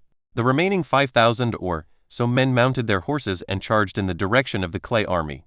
This time Clay had no home advantage, because the cavalry of the Vale had already wiped out Riverrun spies nearby, and Edmure Tully was playing turtle in Riverrun again. Therefore, the intelligence system was in a paralyzed state and nothing was done at all. After Clay left Riverrun, the latest news he received was that the 3 eastern cities saw a large army heading west from outside the city, and they immediately realized what they were going to do, so they immediately sent a letter to Riverrun, which immediately sent people out of the city to catch up with Clay at full speed and pass on the news. In fact, Clay had long guessed that his actions could not be hidden from the eyes of the people in the valley, but it didn't matter. Clay's trip was not intended to engage in a head-on battle with them. Doing something knowing it is impossible is a highlight moment only in rare cases, and there is also a prerequisite. You must win. Most of the fools who did this have already died in their own foolish deeds, and no one will sing the praises of the losers and the dead. Clay is a calm battlefield commander and he would never do such a stupid thing. Since you Edmure Tully are unwilling to hand over power, I cannot force you. After all, House Manderly is still a northern faction and will have some taboos. Clay did not object to Edmure Tully's turtle tactics. As long as 20,000 people were pinned down at Riverrun, Jaime Lannister in the west would have to stay in his own territory. The Vale cavalry in the east cannot retreat easily. If they leave, the old lion's tail will be exposed to Clay and Edmure Tully. No matter how strong the Lannisters are, they will definitely not be able to withstand the 2-line attack, plus the remnants of the northern army in the city. But to defend the city, there is no need for cavalry. As an offensive force, cavalry is not meant to be used just for strolling around the city. After discussing with these clear-headed river nobles, Clay decided to take away all the cavalry troops except the Tully family. There are 2,000 of them, 2,000 cavalrymen of the House of Manderly and the twins, plus 6,000 new recruits. After a while, Clay already had a division, no, an army of 10,000 people. Although most of it is water, the difference between new recruits and veterans is actually what they have experienced on the battlefield. He didn't care whether Edmure Tully was furious in Riverrun. In fact, when he was half forced by his vassal to ask Clay, an outsider, to come and make decisions, he should have realized that his authority was actually in jeopardy. While the 3 eastern cities were under siege, the reinforcements he sent out were completely wiped out on the battlefield set up by the enemy, and then he hid in Riverrun City like a turtle. Any outsider who saw this kind of behavior would know that such a boss has lost his prestige. After Clay arrived in Riverrun, he became more certain of this situation through conversations with a group of river nobles in Riverrun. So he thought of this way to escape. There is no point in him staying in Riverrun. Edmure Tully is a coward and doesn't want to fight. Can he still force him to go to the battlefield by pressing his head? Clay is good at using cavalry, and the 3 river basins where the riverlands are located are all plains. In this case, don't blame him for taking away the 2,000 cavalry under Edmure Tully. Clay sent out his own scouts, and after using the old method to drive away all the eyes, he immediately stopped advancing eastward and headed north, rushing towards the Red Fork River. When they came up empty-handed, the people in the valley realized that they had been tricked, and immediately followed the trail to the north.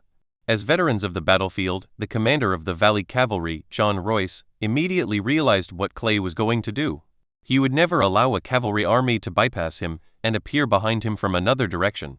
You know, if this were true, his army would be caught in the middle of the two armies. The siege lasted for a long time, but the soldiers and generals suffered heavy casualties and the retreat was cut off.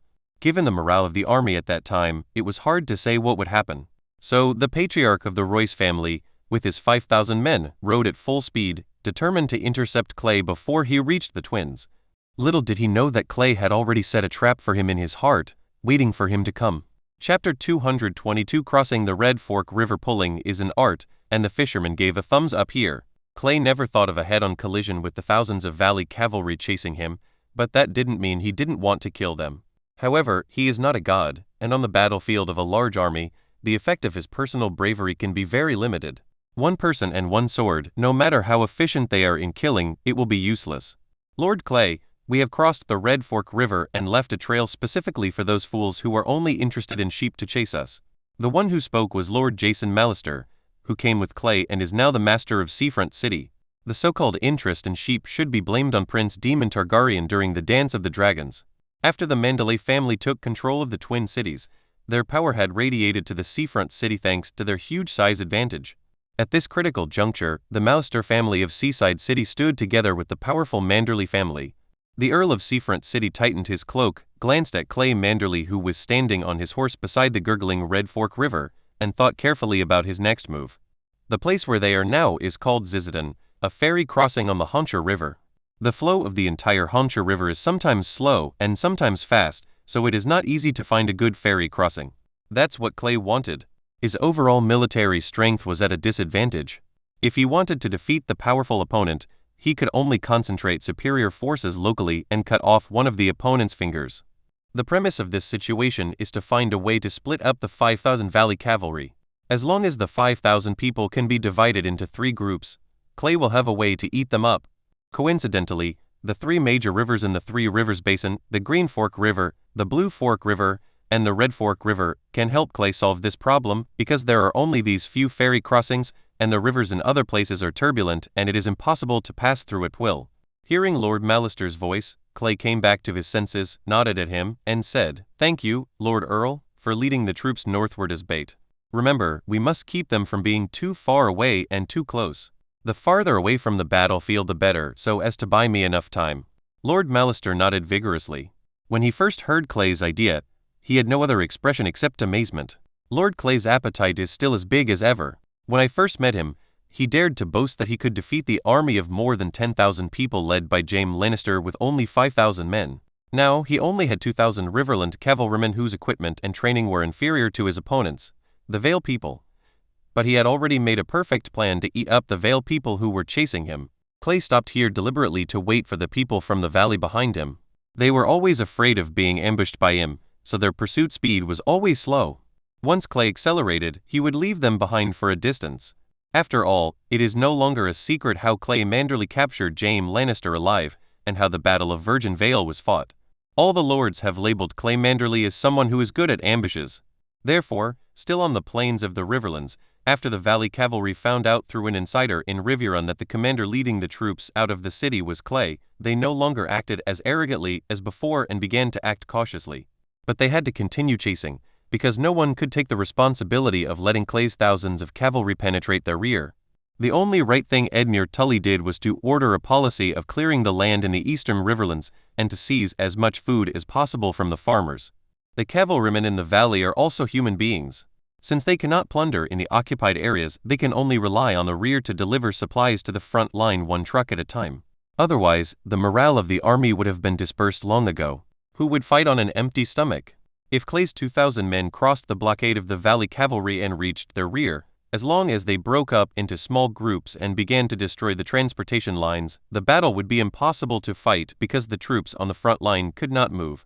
The people of the Vale chose to follow Tywin Lannister at the instigation of Littlefinger. In the current situation, if Tywin Lannister fails to take down Harrenhal in one day, they will have to stay in the 3 eastern cities to prevent Edmure Tully's army from biting Tywin's ass. Let's go. The people from the valley are about to catch up. Let's see what they will choose. Guess which is more important, you or me? Clay smiled easily and mounted his horse. He would march eastward with 1,500 men, while Lord Mallister would lead 500 men, forming a cavalry movement of 1,000 men, heading north toward the Twins. The purpose of their doing so was to force the valley cavalry to split up. 5,000 people were a hard fist, and Clay could only avoid its edge. But once this fist was spread out and turned into a palm, Clay could calmly smash each finger one by one. The war horses galloped, and before Clay left Riverrun, a letter flying to the Twins also arrived at its destination. Clay ordered the 2,000 elite cavalrymen of the Manderly family in the city to immediately march south along the King's Road. The approximately 3,000 wild male captives who were sent were mixed with 4,000 of the 6,000 men recruited from White Harbor. The latter were given long weapons to deal with the cavalry. After the mixing was completed, they marched south in a swagger. For a moment, the shadow of war shrouded the entire Trident River basin. The people of the valley, as the protagonists, were completely unaware of this. After all, they didn't know what Clay Manderly was thinking, nor did they know that the heir of the Manderly family had already put them on the table. Damn it, gods be damned, these Hedgian cavalrymen have no backbone at all. What else can they do except run away? John Royce, who had just crossed the Red Fork River, threw his helmet to the ground and looked at the two traces of cavalry in different directions on the ground, cursing and frowning. That guy Petter called him over specifically and repeatedly emphasized that no cavalry must be allowed to cross his blockade. John Royce was so annoyed that he slammed the door and left. As a great noble who led troops into battle, he certainly knew the current situation. They were now coming out of the Bloody Gate to supply the logistics line for Tywin and the army in the valley. This was the lifeblood of the entire army and could not be touched at all. Sir, we checked and found traces of cavalry of more than 1,000 men. It seems that these cowardly Hedgian people knew we were chasing them and fled separately. Escape? Which directions did they go? All the way north. To the north, it's either Border City or the Twin City. I think they should be heading to the Twin City. What about the other way? The other route goes east. We don't know where this route's destination is. Maybe they want to find a ferry to cross the Blue Fork River. John Royce instinctively felt that something was wrong, but he couldn't tell what it was. Everything on the scene told him that the enemy had become panic-stricken under his pursuit. If the cavalry heading east could not find the ferry, they would be surrounded and killed between the banks of the two rivers. But another voice in his heart asked him, why? There is no need for these cavalrymen to do this. John Royce knows his pursuit speed well and is unlikely to force these cavalrymen into a desperate situation. However, John Royce could not accept the thought that once the cavalry heading east found a ferry to cross the river, they would just have to find a way to cross the Green Fork River and reach his defenseless rear. Although past experience told him that the Blue Fork River and the Green Fork River in the vicinity were both places with fast-flowing water and there were no ferry crossings at all. However, we have to be prepared for anything. After all, the one leading the troops is Clay Manderly. John Royce didn't quite believe that such a commander would issue such a seemingly suicidal order. He must have his reasons. After much deliberation, John Royce gave an order to his deputy, Count Leonor Corbray of Hart City. Lord Leonor, take 2,000 men and chase them north. Remember, you must be careful. I would rather they be driven back to Border City or Twin City than anything bad happen to you. Count Sinsacheng nodded. He understood what John Royce meant. Sir, what about you? Are you going to deal with the people from Hedgian who are heading east? Yes. I want to see what tricks they can play on me. John Royce pulled the reins and whispered, I have a feeling that Clay Manderly might be somewhere along the way to the east. He is not someone who will give up easily. The Hampshire River is still flowing, and the icy cold water carries all the filth to the gorge. Let's go! With a low shout, the two generals rode away on opposite horses. Their opponents were separated, and as pursuers, they had to do the same. Chapter 223 The Hunt begins. Lord John Royce divided his forces at Mummersford Ferry and sent 2,000 men north to pursue Lord Mallister's 500 men.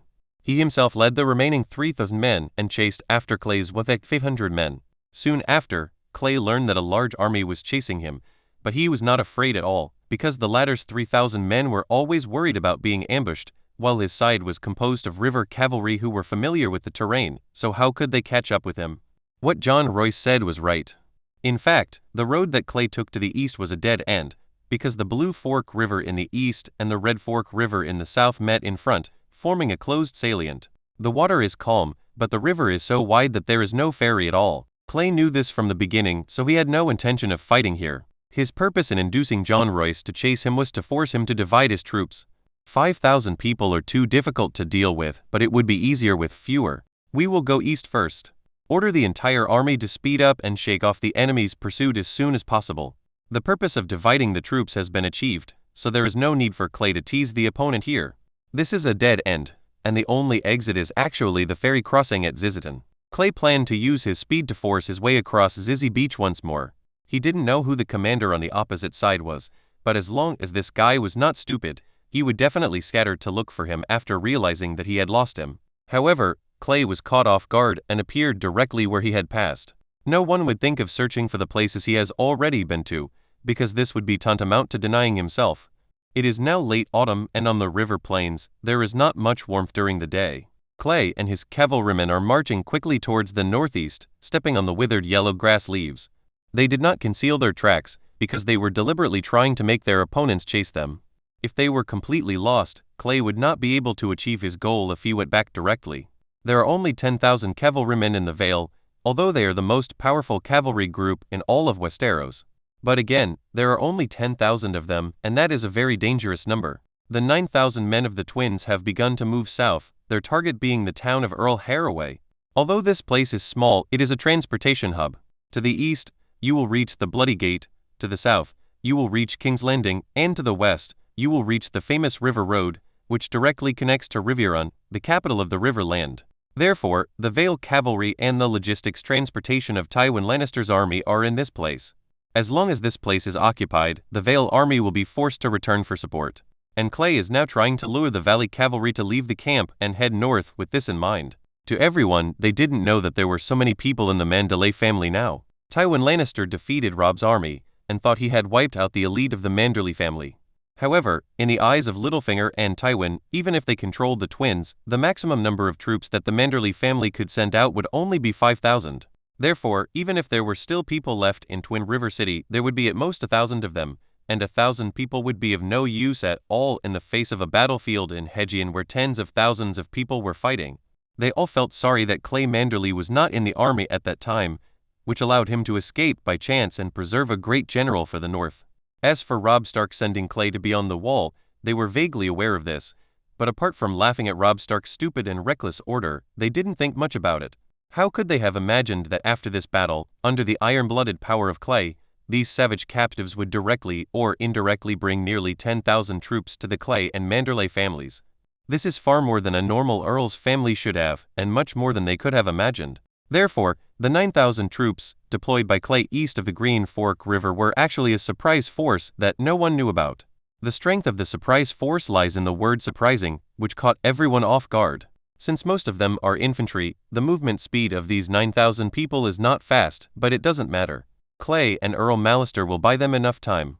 As long as they get there and successfully capture the key point of Earl Haraway's town, the dead chess game on the river battlefield will be saved. By that time, the initiative on the battlefield will return to Clay's hands. But now, Clay's mission is to lead John Royce's troops in circles and make them dizzy from chasing in this area. On the first night, Clay's troops stopped at the Red Fork River. The soldiers dismounted to get water and, after sending out enough scouts, had a good rest for the night. John Royce, the pursuer, stopped about 100 miles away from the Clay army, set up camp, and also sent out a large number of scouts to guard the surroundings. They used night attacks to defeat Robb Stark's 20,000 troops, so they were very aware of the power of night attacks. In this way, the first night passed peacefully for both parties. Early in the morning, Clay's troops, who had eaten and drunk their fill, suddenly turned north at Clay's command and headed at full speed towards the Beauty Market along the Blue Fork River. Because they had enough rest, the speed of the Clay army was hardly affected, but the Valley army chasing behind them did not have the same treatment. Because they were unfamiliar with the terrain, their marching speed was inevitably slowed down. Moreover, their pursuers were exhausted and their condition was greatly deteriorating. As a last resort, in order to maintain the combat effectiveness of the army, Earl John Royce could only order the troops to stop and rest, restore their strength, and at the same time send scouts to explore in the direction of Clay's troops. The river cavalrymen left behind by Clay accepted the gift very promptly. They lay in ambush in the woods and launched surprise attacks on passing scouts, using their superior numbers to defeat the inferiors. They quickly chopped off the people's heads and then dragged the bodies into the woods to hide their tracks. This is Clay's style of leading troops. I may not be as good as you in a head-on conflict. After all, This kind of battle with a large number of people is not what the North, where he is good at. But no matter what, I have to make sure that I am better than you in the scout battle. The 100-man cavalry unit that Clay brought this time included his 5 Witcher guards. Clay had never made good use of this team before. After all, he had not been in Westeros for a long time. Clay brought them along on this trip south.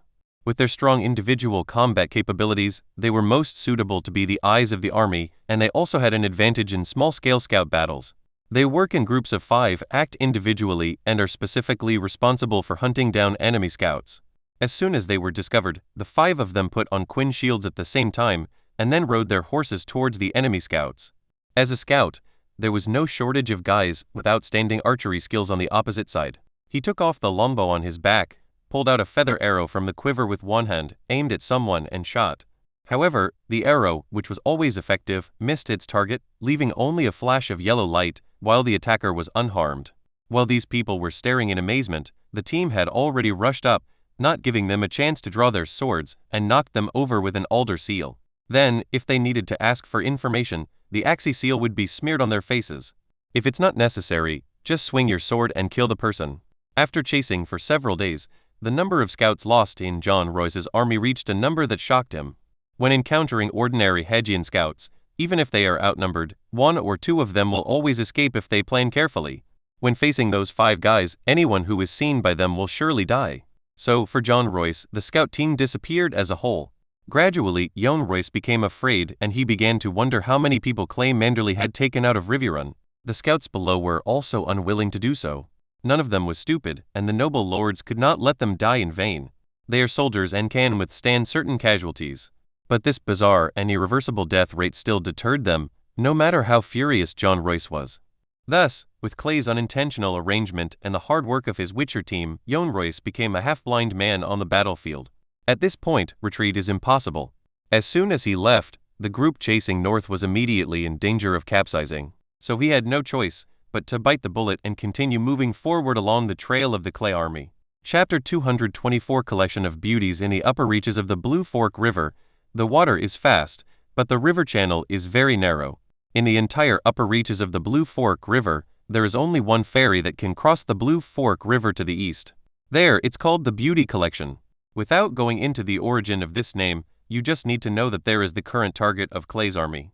After 2 days and nights of fighting, Clay's troops were already ahead of Jon Royce, who was following him, by more than a day's journey, and this was considered a safe distance for the pure cavalry lineups of both sides. However, when you spread out the map of the Riverlands, you can see that in the Trident River Basin, the distance between each river is actually not that big, which makes the fleet's shifting movements cause trouble. Therefore, if Clay wants to completely make Jon Royce completely dizzy, he must do one more thing. A day's lead is not enough, there must be more. After all, Clay must buy enough time for the main army in the east to move south. It is best that before they are in place, Jon Royce's Valley army has been lingering north of the Red Fork River. Clay must admit that the adaptability of people who have never fought in a war to those who have been on the battlefield and survived is completely different from the sky to the earth. There are 9,000 people in the Eastern Legion, 7,000 of whom are new recruits. Among these 7,000 people, there are 3,000 unorganized and undisciplined savage troops who fight only with brute force. Clay is very clear about the specific combat effectiveness. Therefore, this army cannot be used for offense at all, especially when facing the well-equipped Valley Cavalry Legion. They will be pulled back and forth, exhausted, and then divided and surrounded. There is only one way to exert their power, and that is to force the enemy to actively attack them, and they take advantage of their numerical advantage, organize their formation, and use resolute defense to counterattack. Looking at the entire battlefield in the Riverlands, only Earl Haraway's town meets the requirements. It is said that the enemy must be saved when attacking. However, before that, they must have enough time to build fortifications to prevent them from being defeated in a battle. It took most of the day for Clay's forward to approach the Beauty Collection. There was no one left in this Riverland town at this time. After Robb Stark was defeated near Harrenhal, all the Riverland nobles realized that something was wrong. As a result, places like Marenghi, which had little defense capability but a large population, were completely abandoned, and all residents retreated to the nearest large castle to avoid the disaster of war. Now, in Beauty Collection, a small town by the Blue Fork River, all the residents of the town have evacuated to the nearest Crotree city. When Clay's army arrived, not a single person could be seen outside the entire beauty gathering, but it seemed that was not the case inside the town. Master Clay, we have found out. There is a troop in the town. I found 54 people, but I am not sure if there are still people hiding in other places. The Witcher's bodyguard Chrisen, who went to conduct a secret investigation, has returned. After their team discovered someone in the town, they immediately passed the news to Clay. Clay immediately ordered the army to stop. The Earl of Crowtree City once told him that there should be no one left in the beauty gathering. What happened to this group of more than 50 people who suddenly came out? It couldn't be the enemy. That idiot Jon Royce was frightened by his own scout's strangulation battle, and he was still far away from him. Therefore, when Clay heard that there was someone in the town, his first reaction was that the deserted beauty collection had been occupied by a group of bandits. In this era of war and chaos, it is normal for bandits to appear. A few pieces of rotten armor and a few rusty swords can start a business. As long as you are familiar with the terrain and repel a few attacks from the Lord will basically know how to do it. Acquiesce to their existence. This is the consequence of the lack of supreme power. The country does not have a standing army, and everything must be provided by the grassroots lords. Therefore, as long as the lords on the land are dealt with, it doesn't matter what the king thinks. Chrisen, can you tell who it is? Our whereabouts cannot be known to anyone. If they are bandits, we must destroy them immediately. We cannot let them become the eyes of the people in the valley. Clay's tone was serious. This was not the time to show his kindness. If these people were really bandits or something else, as long as they were alive, their movements might be exposed. And this was Clay's unaffordable price. Lord Clay, they seem to be soldiers, and if I read it correctly, there seems to be the winter sun flag of our northern border, but I'm not sure. That thing is dirty and rotten. I just looked at it perhaps. Carson was hesitant. As a veteran on the battlefield, he had participated in several wars with Clay, and he could still distinguish the difference between bandits and soldiers. Although in some cases, the soldiers were bandits, what Chrisen saw was that this group of troops was heavily guarded and the camp was very organized. There were even a few obscure sentry posts. If he hadn't been a demon hunter, can't even notice it. This is definitely not something that a country farmer can do. If you have never been a soldier, you would not be able to do these things. Moreover, Carson observed that these people did not seem to have lost their organization, and the shadow of the army could still be seen on them. Upon hearing this, Clay frowned. Army? Winter sun flag? Couldn't this be a remnant army of the Karstark family in the north? He believed in the judgment of his personal guards. If he was not confident enough, he would not mention the pattern on the flag to himself. Moreover, Clay has always found it strange that in the battle north of Harrenhal, Robb Stark led nearly 20,000 people. Although the Valley Cavalry successfully defeated them through night attacks, these were 20,000 people after all, and they could not be killed. Finished. It's been so long, where has this defeated army gone? Get me a secret sentry, and at the same time, order the army to start encircling them. No matter who they are, we have to make arrangements near the beauty gathering. If they are our people, we will take them away. If they are bandits, we will kill them on the spot and leave no one behind. Yes. Lord Clay. The team of demon hunter guards, who took the order, quickly completed their mission, and a man wearing tattered armor and smelling bad was brought to Clay. Carson and the others didn't ask him questions, they just used the Yaxi sign to put him to sleep. If he wanted to ask specifically, he could only ask Clay, the commander of the army. They were just personal guards and knew their identities very well. Nodding to them, Clay stretched out his hand, magic surged, and snapped his fingers in front of the man who was asleep due to magic. After the influence of the magic power subsided, the man quickly woke up. The first reaction when he woke up was that this guy jumped up from the ground. He touched the long sword at his waist, but found nothing. Carson and the others had searched this man a long time ago. Although they knew that none of the 5 of them might be able to defeat Clay, this was what personal guards should do, and they never took it lightly. After discovering that his waist was empty, the unkempt man was obviously stunned for a moment, and then he raised his head and looked at Clay standing opposite him. In an instant, his eyes were pinned by the golden halberd mermaid flag fluttering in the wind behind Clay. Perhaps realizing something, the man ignored the black mud on his hands and rubbed his bloodshot eyes hard, finally seeing Clay's face clearly. The next moment, the man knelt down, hugged Clay's calf, and cried loudly, "Sir Clay, sir, you are finally here, finally here. We are defeated, and our brothers are all dead." The man cried heartbreakingly. As the most proud soldiers in the north, they followed Clay all the way and were invincible. They dared to attack in the face of 3 to 5 times the enemy. However, such a powerful army was in a sneak attack and chaos. Died inexplicably. This directly broke their spines. Seeing that their unarmed comrades who had just woken up were being brutally hacked to death by the valley people, they were powerless and could only flee instinctively. Every time they thought about it, it was like a nightmare. "You are Karstark's cavalry, one of my subordinates?" Clay asked. The soldiers heard this and kept nodding. They left Clay at that time and headed south first. As a result, they were attacked shortly after reuniting with Robb Stark. In addition to being cowardly, he is still cowardly. "My lord, there are more than 70 of our brothers in the collection of beauties. Lord Rickard Karstark is also there. He is injured and lacks medical treatment. There is nothing in this place. My lord, I will take you there." To see him, the soldier suddenly thought of something. He stood up and pulled Clay towards the direction where he came from, but when he saw Clay wearing a fur cloak, his hands covered with dirt stopped in midair. Clay did not embarrass him, nodded, and whispered 2 words, "Lead the way." Chapter 225, The remnants of the Karstark army in the center of Beauty Collection. In a building that should have been a bakery, the soldiers of the Karstark family built a fire for the master of the house, and the living planks were removed from a building not far away. After that chaotic and bloody night that countless people did not want to recall, their group got separated from King Robb Stark's troops and had no choice but to protect the seriously injured and unconscious Lord Rickard Karstark and flee northward. They did not dare to take the main road, because any blatant marching behavior might encounter attacks by the Valley Cavalry. This team of more than 200 people set out all the way north, but due to wound infections, attacks, etc. when they arrived at Marenghi, there were only more than 70 people left, and almost everyone was injured. They had no guide and carefully avoided the enemy. On the way, Lord Rickard Karstark woke up once and told the soldiers to go in the direction of the twins. When passing by Beauty's settlement, Lord Karstark, who had been running a high fever, woke up. So the team paused their march and rested in Beauty's settlement for a while, waiting for Lord Karstark to recover before continuing north. The bonfire was blazing, and the crackling sound of burning wood kept echoing in the ears of Earl Rickard Karstark, who was sitting next to him. "Sir, Ivan, he hasn't been back for a long time. We sent people to look for him, but we couldn't find him. I don't know where this kid went." Rickard Karstark's personal guard came over and interrupted the Earl's thoughts. With a slightly raised eyebrow, Lord Karstark came back to his senses and thought about who Ivan was.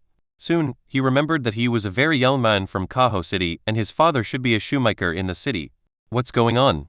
Marenghi is such a small place. Where did you send him to guard?" It's at the southernmost part of Marenghi town. There's a patch of low bushes there. He was there, keeping an eye on the situation in the south.